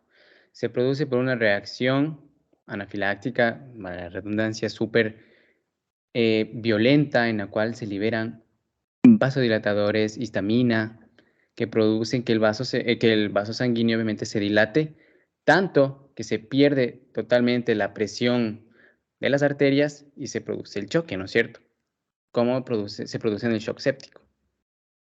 Igual, Doc, o sea, en este caso, en el shock séptico va a ser por una respuesta desregulada del huésped a la infección, en el cual va a existir una fuga por capilar acompañada de una vasodilatación sistémica, lo que va a llevar a una disfunción orgánica. Y también por el aumento de las citocinas inflamatorias que también pueden causar la vasodilatación y también una depresión miocárdica. Exactamente, en el caso del shock séptico, como lo es la histamina en el anafiláctico, aquí son citoquinas vasodilatadoras, TNF, ¿sí? Y L6, las citoquinas interleucinas vasodilatadoras que se producen por las bacterias en la sangre, ¿sí? Entonces, normalmente nunca tenemos bacterias en la sangre, cuando lo tenemos, pero no está controlada esa infección, como decían al principio de la presentación, la bacteriemia, no se produce esta reacción sistémica, pero cuando esto se sale de control, se empieza a liberar muchos agentes, tanto de la bacteria como del huésped, de nosotros, que se produce una vasodilatación exagerada, se pierde la presión de pulso y ese paciente entra en choque. ¿Sí? Por eso es sumamente importante iniciar rápido con la antibiótico-terapia empírica y también, si es que fuera el caso, con los vasodilatadores, ¿no? Por eso queremos dar un montón de volumen para reponer esa falta de presión arterial. Y si no se puede, pues tratar de vasodilatar el vaso sanguíneo con los vasopresores. Sigamos. Ya, Doc. Doc, otra cosita que quería aclarar con respecto a lo que había mencionado mi compañero anteriormente del uso de los coloides. Creo que no se confundió, que era que los coloides se pueden considerar en el caso de que haya una gran administración de líquidos cristaloides, pero no por falta de respuesta, sino porque puede haber una disminución de la presión oncótica que que va a causar un edema. Por eso. Buen punto. Ahí sí te compro. Muy bien. Ahí sí estamos. Claro, si estamos aumentando muchísimo el volumen, pero este no tiene los solutos necesarios, se pierde la presión coloidosmótica y va a hacer que se salga el líquido del vaso, ¿no? Y se produce edema. Y eso, por ejemplo, puede condicionar un edema pulmonar. Y a eso ya voy cuando ya estemos hablando del tratamiento, vamos a hablar un poco de cómo se monitoriza esta administración de líquidos y cómo hacer el decalaje de estos, ¿no? Cómo ir terminando el tratamiento. Sigamos, chicos. Bueno, el siguiente paso va a ser ver si el tratamiento P es el adecuado para nuestro paciente. Vamos a iniciar con la fluidoterapia, en este caso la reanimación con el lactato Ringier, que era el fármaco de elección en el caso de sepsis. Vamos a evaluar si el fármaco y la pauta de dosificación son las adecuadas. En el fármaco, dentro de la efectividad, tenemos que ver si el fármaco es o no es necesario, o sea, si está indicado realmente para nuestro paciente. Aquí les quería mencionar un poquito acerca de que el enfoque inicial para la reanimación,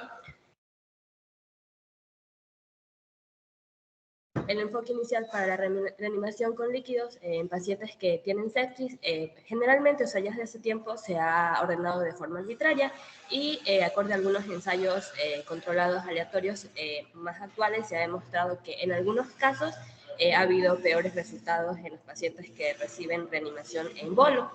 Por lo cual, la fluidoterapia actualmente siempre se debe adaptar a la fisiología del paciente en lugar de una infusión indiscriminada ya con una cantidad predefinida. Entonces, para evitar esto, siempre se deben tener dos enfoques. La administración restrictiva de líquidos, que va a ser basada en la identificación y en el monitoreo de los signos, por ejemplo, de una respuesta por sobrecarga de líquidos, y también tenemos que basarnos en la eliminación activa del líquido. Esto si es necesario, o sea, si cabe la opción por medio de diuresis forzada. Entonces, esto quería mencionarles antes de hablar de la reanimación. Entonces, según la guía que estamos utilizando, la de Surviving Sepsis, se recomienda tanto para la sepsis como para el shock séptico, ya que son emergencias médicas, que se inicie la reanimación de forma inmediata. Y se utiliza generalmente los cristaloides o la albúmina en comparación con otros líquidos, ya que estos están asociados con una reducción de la mortalidad. Pese a esto, buscamos también otra evidencia basada en las indicaciones clínicas que permiten el uso de líquidos intravenosos. Entre estos encontramos, por ejemplo, que para que se dé una indicación clínica para la reanimación, deben haber signos de deshidratación en el paciente, que en nuestro caso, nuestra paciente sí los cumple, signos de hipotensión con una presión sistólica menor de 90, que en nuestro caso nuestra paciente está ya en límite, está en 90 milímetros de mercurio en su presión sistólica, que tenga una frecuencia cardíaca mayor a 90 a 100. En nuestro caso, nuestra paciente, si no recuerdo mal, estaba con una frecuencia de 93, que tenga disfunción cognitiva, que nuestra paciente igual estaba alterado el sensorio, estaba con alteración alopsíquica, que tenga encefalopatía, piel moteada. En este caso nuestra paciente no cumplía con esto, pero sí cumplía con el llenado capilar mayor de 2 segundos, con extremidades frías, y también cumplía con la taquignia, con una frecuencia respiratoria mayor de 20. En el caso de nuestra paciente era de 25, si no recuerdo mal. Entonces, basadas en todas estas indicaciones, optamos por, en este caso, sí realizar la reanimación.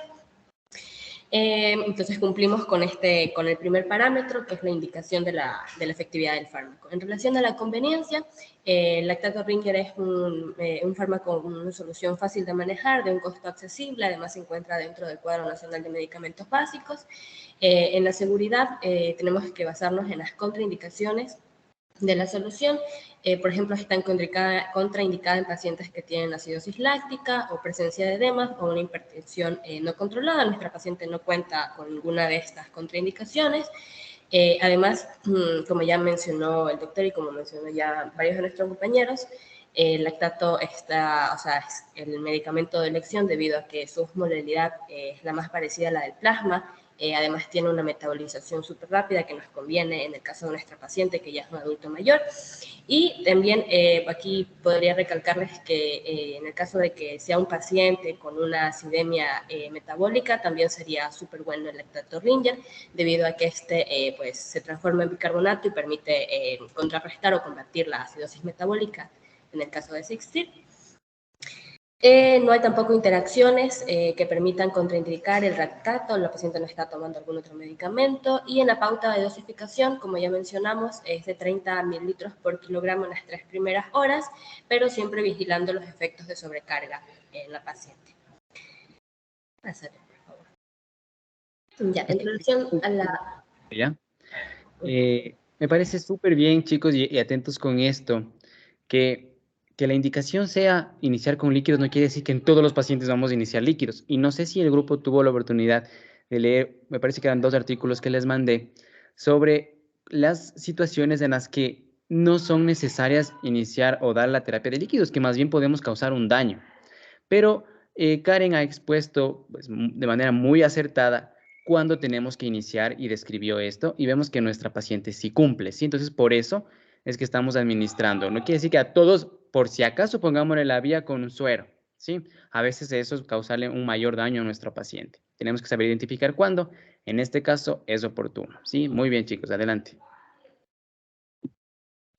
Ahora, en la antibiótico-terapia, el fármaco de elección que se escogió al principio de la exposición fue la vancomicina, porque, bueno, no se sabía el foco de la infección. Como ya mencionamos, igual en la evidencia, según la Solvarin sepsis, para adultos con sepsis o shock séptico y que tengan un alto riesgo de organismos multiresistentes, se utilizan 2 antimicrobianos con cobertura para gram negativos, y en el caso de que haya un bajo riesgo para organismos multiresistentes, se sugiere usar un solo agente gram negativo. En este caso, como ya conocemos el foco de origen de nuestra paciente, de la infección de nuestra paciente, que sería... de las vías urinarias, el fármaco de elección, según la evidencia, es la ceftriaxona, por eso entonces en este caso no vamos a utilizar la vancomicina, y tenemos que ver, bueno, si este fármaco es efectivo y seguro para la paciente.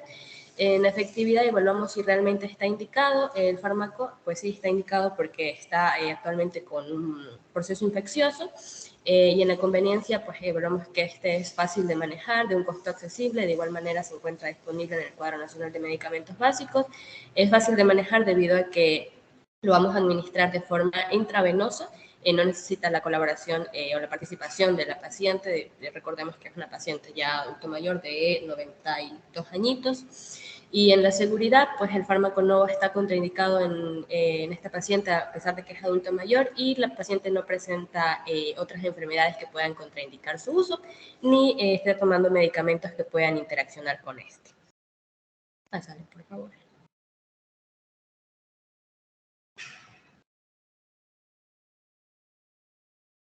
Pero también la antibiótico-terapia que nosotras elijamos también debe basarse a la resistencia de la localidad en la que estemos. Entonces aquí hemos adjuntado una tabla donde nos da el nivel de resistencia de la Escherichia coli uropatógena, que va a ser el principal patógeno de las infecciones de vías urinarias.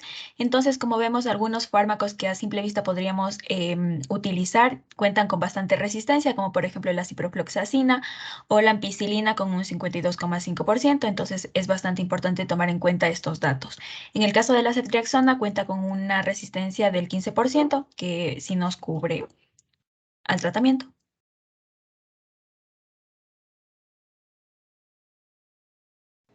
Ya, entonces continuando con la antibiótico-terapia, en este caso la ceftriaxona, también tenemos que evaluar si la pauta de dosificación y la duración del tratamiento son los adecuados para nuestra paciente. En la pauta de dosificación, de igual forma, evaluamos la efectividad y la seguridad. En la efectividad vemos si la dosificación es la adecuada. En este caso no hay alguna alteración orgánica adicional en la paciente que vaya a afectar el nivel del fármaco, por lo cual se mantiene la dosis indicada. La comodidad es de manejo intravenoso, de fácil aplicación, como ya les mencioné, y de igual manera no hay, no hay ninguna contraindicación que vaya a modificar la pauta de este. En la duración del tratamiento, al ser una paciente adulto mayor, vamos a utilizar regímenes cortos. En el caso de la ceftriaxona, tiempo mínimo de 5 días. Y bueno, nos conviene eso, el fármaco es conveniente debido a que igual no tiene un costo elevado y tiene un fácil almacenamiento. Y en la seguridad, en relación a la duración del tratamiento, siempre tenemos que vigilar los efectos indeseados, ya que estamos tratando con una paciente ya de un grupo de riesgo. Pásale, por favor. Ya, y por último, vamos a evaluar si es necesario o no el uso de vasopresores en nuestra paciente. En este caso, el fármaco de elección era la norepinefrina, como vimos en un principio. Y bueno, iniciamos igual que en las otras evaluaciones de si es o no adecuado el tratamiento con la indicación a ver si el fármaco es o no es necesario en la paciente. En este caso, el fármaco no es necesario para la paciente debido a que los vasopresores están indicados para los pacientes ya con shock séptico, con una presión arterial media menor de 65 milímetros de mercurio, o también con los niveles de lactato sérico superiores a 2 milimoles por litro. Recordemos que nuestra paciente tenía una presión arterial media de 74 y los niveles de lactato sérico estaban en 1.2, por lo cual no estaba considerado dentro del grupo de shock séptico, por lo cual no utilizamos vasopresores. Y eso en resumen. Ya, y el siguiente paso sería entonces iniciar el tratamiento para nuestra paciente. Para esto comenzamos con los consejos e información en 2 tiempos, durante la hospitalización y el alta. Durante la hospitalización debemos siempre informar acerca de la patología y del tratamiento que vamos a dar tanto al paciente, o sea, debemos informarle tanto al paciente, a los familiares o a los cuidadores, que en muchos casos son los encargados del cuidado de estos pacientes ya adultos mayores. También debemos indicar al alta las medidas de aseo en relación al uso del pañal, que fue la presunta causa de la infección urinaria de la paciente, también las medidas de aseo al baño diario, una adecuada hidratación para aumentar el volumen urinario como prevención para una futura infección, y acudir al médico ante los primeros signos o síntomas de infección urinaria. Pásale, por favor. Ya, dentro del tratamiento no farmacológico, vamos a realizar la inspección de los signos vitales cada hora, con énfasis en la tensión arterial, la presión arterial media, la frecuencia cardíaca, respiratoria, la temperatura y la saturación de oxígeno, que son los parámetros para ver la evolución también de nuestro paciente.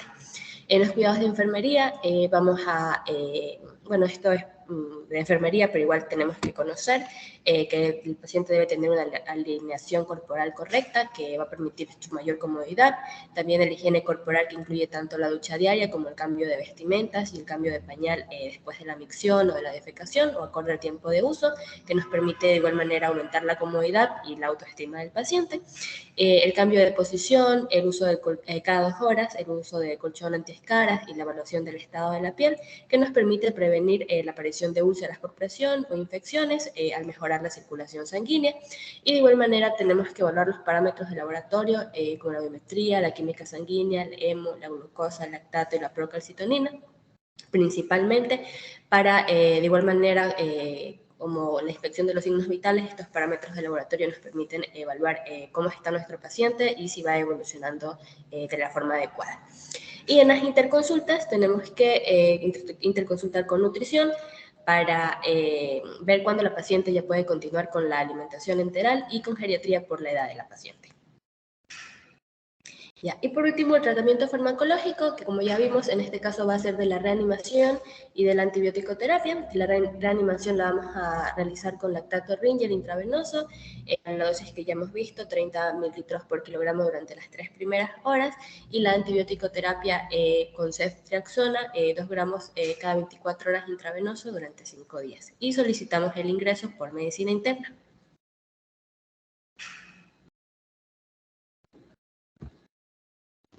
Ya, ahora vamos a continuar con la prescripción. Pásale, por favor.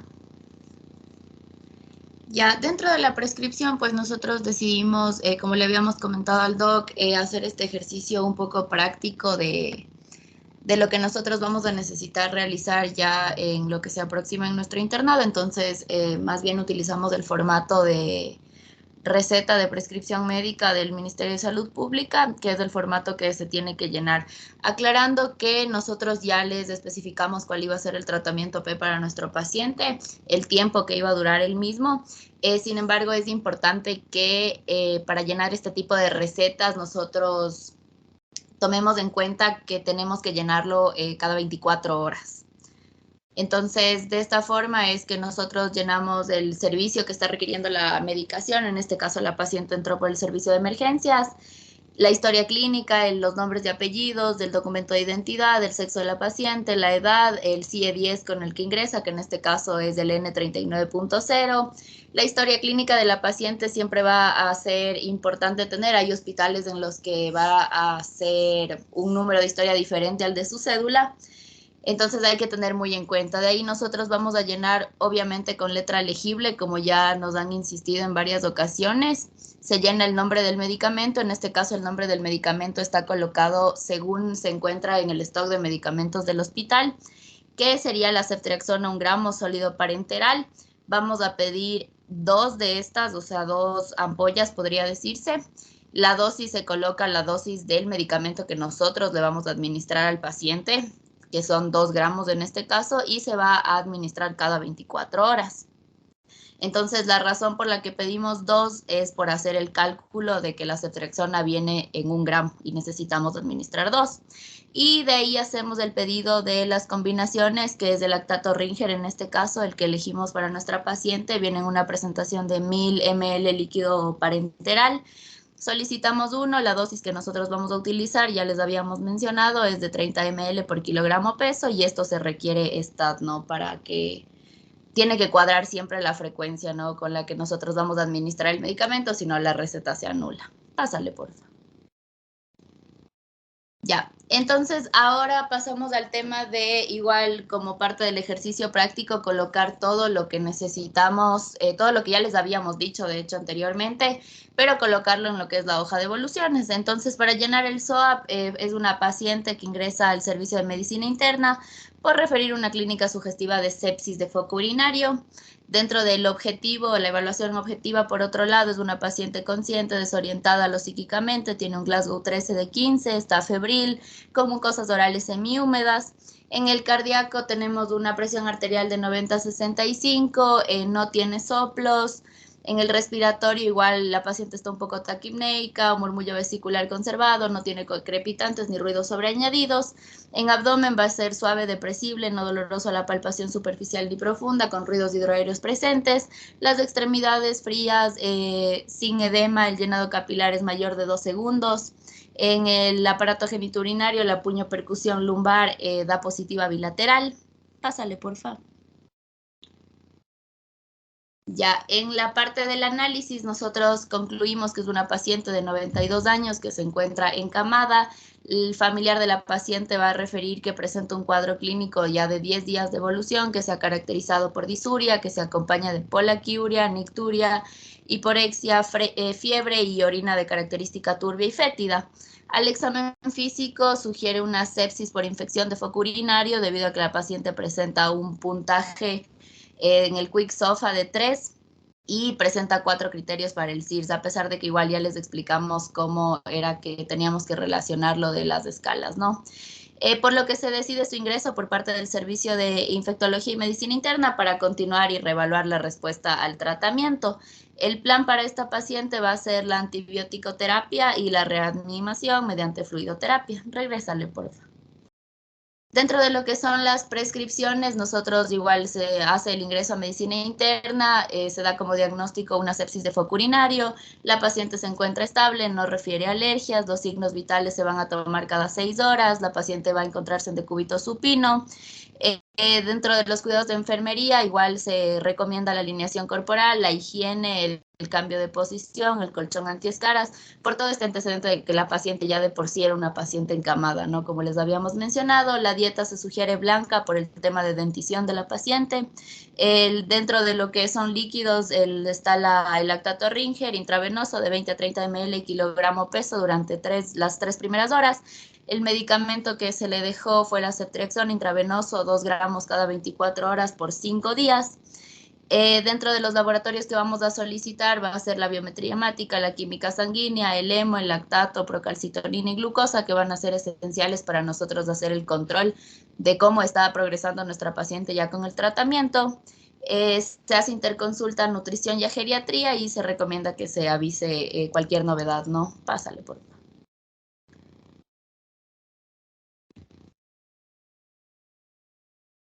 Ya, y finalmente tenemos la información no, ese te toca a mí. Sí, dentro de lo que son las características del tratamiento, nosotros vamos a informar, bien sea a los pacientes o a los familiares, ¿no? El hecho del medicamento que se le va a administrar a la señora, por qué se le va a administrar, durante cuánto tiempo, etcétera. Y dentro de lo que tenemos que avisar a los familiares va a ser siempre cuáles son los efectos indeseados que podemos obtener con el tratamiento, ¿no? Entonces, si recordamos, la ceftriaxona iba a tener, por ejemplo, efectos indeseados como diarrea, náusea, vómito, glositis, reacciones alérgicas, a pesar de que la paciente no refería ninguna. Podía haber incremento de las transaminasas y también producir flebitis. Las instrucciones igual tienen que quedar bastante claras. En este caso, el paso de 2 gramos de intravenosos cada 24 horas por 5 días. Tiene que llevarse un control muy riguroso del tema del antibiótico, justamente en lo que es la hoja de la evolución. Cuando se hacen las evoluciones AM, tiene que ponerse qué día de antibiótico lleva la paciente. Es algo con lo que hay que ser muy rigurosos. Y las advertencias, justamente, siempre dejar en claro que hay que estar vigilando las reacciones de hipersensibilidad en los pacientes. Y ahora sí, finalmente tenemos la supervisión. Que bueno, para la respuesta a los líquidos es importante mencionar que la mayoría de los pacientes pueden llegar a requerir administración continua de líquidos después de la reanimación inicial, pero es importante que nosotros tomemos en cuenta que esta administración se debe equilibrar con el riesgo de la acumulación de líquido y un daño potencial asociado a la sobrecarga de líquidos. Entonces, por ello va a ser importante realizar una evaluación inicial detallada y una reevaluación continua de la respuesta al tratamiento, sobre todo relacionado con lo que es el volumen intravascular y la perfusión de los órganos. También una de las cosas que nos mencionaba la guía era que se podía administrar bolos pequeños repetidos, pero estos van a estar guiados por medidas objetivas de gasto cardíaco y del volumen sistólico, pero esto ya más se maneja en lo que es en UCI. También nos mencionaba que en el caso de que existan recursos limitados, se podría utilizar lo que es la elevación de las piernas, en el cual se espera que haya un aumento del 15% en la presión de pulso cuando se elevan las piernas durante 60 a 90 segundos. Y nos mencionaba que es mejor evaluar lo que son las variables dinámicas, como es el volumen sistólico, la variación del volumen sistólico, la variación de la presión de pulso y también en el caso de que se contara también con ecocardiografía, pero como les mencionaba, esto ya va más por parte de UCI. Cámbiale, porfa. Y bueno, ya finalmente como para la respuesta al tratamiento que tuvo nuestra paciente 5 días después del ingreso va a ser que hubo una disminución de los leucocitos, también de los neutrófilos, las plaquetas se mantienen en 2800, también nos mencionaba que tenía una PAFI de 402 y un lactato de 1.2 que no se considera como predictor de shock séptico. Y la presión arterial se mantenía la media en 85 milímetros de mercurio con un Glasgow ya de 15-15. Cámbiale, por favor. Y bueno, en cuanto a la escala SOFA, bueno, como ya les habíamos mencionado y también lo mencionó el doc, esto ya más se lleva por UCI cuando ya se le ingresa al paciente en UCI. Sin embargo, le hemos puesto solo como un ejemplo para mostrar que nuestra paciente tendría un puntaje de SOFA de 0. Y listo, eso es todo, doc. Ya, chicos, a ver, voy a hacerles un resumen de las cosas que yo quiero que ustedes se lleven de aquí en adelante para su práctica, ¿sí? Definiciones de sepsis, ¿no? Fallo orgánico con un origen presumiblemente infeccioso. En cuanto a las escalas, podemos utilizar algunas que si bien no son diagnósticas, nos ayudan a saber o a predecir si esos pacientes van a tener algún riesgo de... espérenme un segundo, ¿sí?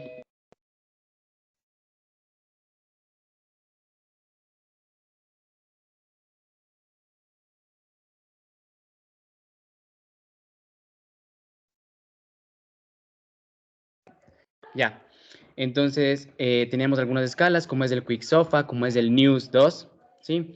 En cuanto a la terapia, chicos, la fluidoterapia es importante iniciar, dependiendo, ¿no? Si es que nuestro paciente lo requiere, no en todos va a ser necesario, pero los pacientes que tengan sospecha de sepsis, lo más posible es que sí. ¿Cuál es la dosis? 30 mililitros por kilogramo, que tiene que iniciarse antes del primer día y pasar toda esta cantidad en los primeros 3 días. En cuanto a antibiótico terapia, esto va a depender mucho del cuadro del paciente. Tenemos que iniciarlo. ¿Cómo terminar? Eso me olvidé de decirles antes. ¿Cómo vamos a empezar a terminar la terapia de fluidos? Es en función de la respuesta del paciente y como mencionó, me parece que Karen, a veces incluso se puede tener que utilizar diuréticos para empezar a disminuir los líquidos. ¿Cuándo vamos a tener que usar vasopresores? Cuando no ha existido una respuesta por parte de nuestro paciente con la resucitación con líquidos, utilizaremos vasopresores. ¿Cuál es el de elección? Norepinefrina a dosis más o menos de 0.05 microgramos por kilogramo por minuto por bomba de infusión, ¿sí? Eso básicamente, chicos, vamos a saber cuáles son los criterios para shock séptico. Lactato más de 2 milimoles por milimoles, ¿cuál es la otra? Por milimoles por mililitro, me parece que es Por litro, doc. por litro, ya, más de 2 milimoles litro. ¿Qué más? La presión arterial media menor de 65 milímetros de mercurio. Estas cosas son, chicos, las que tenemos que nosotros ya guardarnos y no vamos a tener que olvidarnos nunca, ¿ya? Eso probablemente, esto que les acabé de comentar y alguna que otra cosa de la presentación de sus compañeros es lo que voy a tomar en la lección. Para eso les voy a pedir al grupo, que me parece que son solo 6 personas, ¿verdad? Carolina, María Emilia, Jonathan, Jacqueline, Karen y Catherine. 6 personas. Sí, doc. Les voy a pedir que me pasen en PDF esta presentación. De ahí vamos a sacar unas 10 preguntas y también les voy a pedir a sus compañeras representantes que me ayuden con un día donde tengan todos libre unos 10, 15 minutos para lanzar esa encuesta y que podamos rendir la lección. Eso, chicos, ha sido una muy buena presentación. Creo que ha sido bastante didáctico el caso también. Y pues si tienen alguna pregunta para hacerlo en este momento. Sí, buenas tardes. Lo de los líquidos. No sé si yo escuché mal al principio, pero dijeron que era en 1 hora y ahorita ustedes dicen un día. Ya, tienes razón, verás. Aquí cuando tú vas a leer las guías, lo que te dice, no sé si alguien mencionó ahora, pero lo que te dice es que no puedes tardarte para iniciar estos líquidos más allá del primer día. Entonces tú llegas a tu paciente, le diagnosticas que tiene un fallo orgánico que sea de un posible origen infeccioso, no puedes decir o esperar 24 horas para iniciar los líquidos. Tienes que iniciarlo en las primeras 24 horas. ¿Sí? ¿A qué dosis? 30 mililitros por kilogramo y esto tienes que pasar en los primeros 3 días. Esa es la indicación, ¿sí? Entonces, no sé si hora o tal vez alguien mencionó hora y no me di cuenta. Pero lo que te dice es que tienes que iniciar en el primer día. Y alguna otra serie de cosas que tenemos que hacer en el primer día, como medir lactato, como hace los exámenes de laboratorio, los hemocultivos antes de iniciar los antibióticos, ¿sí? Me parece que Carolina fue que presentó qué nomás tenemos que hacer en el primer día en el paciente con sepsis y posible shock séptico. Pero es de un día, ¿ya? No te puedes pasar de un día para iniciar esos líquidos. Claro, si es que tu paciente cumple con criterios de necesitar líquidos, ¿no? Lo que mencionó en cambio Karen me parece que fue, que tenga desorientación, que tenga oliguria, toda esa serie de cosas que nuestro paciente pues sí tenía. ¿Alguna otra pregunta, chicos? Con el siguiente grupo que habíamos quedado, no me recuerdo quién fue que me escribió, era un estudiante. Me va, por favor, que igual que se contacten conmigo para ver en qué día. Les decía que para mí es mucho mejor miércoles o jueves, que ya tengan también algo avanzado de su presentación, para reunirnos y ver si es que falta algo, si es que tenemos que cambiar alguna cosa, para que les vaya súper bien en su presentación y no tengan ningún problema ni les falte nada. Nada más pedirles a las representantes, ya les voy a escribir, que veamos una fecha donde pueda tomar la lección de esta clase y va a ser de la presentación de sus compañeras, pero en función a las cosas importantes que les he recalcado aquí, ¿sí? Si no tenemos preguntas, chicos, pues felicidades al grupo, estuvo bastante bien y ya nos veríamos la otra semana con todos.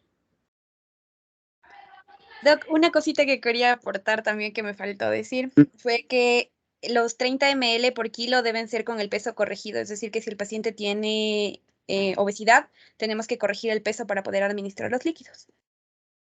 Sí, tienes razón y no recuerdo en realidad cuál es la fórmula del peso corregido. Si ustedes lo vieron, ¿recuerdan cuál era la forma de hacer el peso corregido? Se me escapó ahorita. Bueno, eso ya les puedo conseguir y les paso a sus compañeras representantes, ¿ya? Pero sí es algo importante, es que en la UCI, ustedes van a ver, chicos, cuando estén en UCI o en una unidad de emergencia, siempre van a encontrar que su paciente tiene su peso real, un peso ideal y un peso corregido, ¿sí? Entonces sí, tenemos que aprender también a manejar estas otras escalas. Buen dato, Carolina. Eso, chicos. Si no tenemos ningún otro comentario, nos vemos el día sábado. Que tengan el día sábado siguiente, que tengan una buena tarde. Gracias, Doc. Muchas gracias, Doc. Chicos. Gracias. Gracias, Doc. Hasta luego. Gracias, Doc.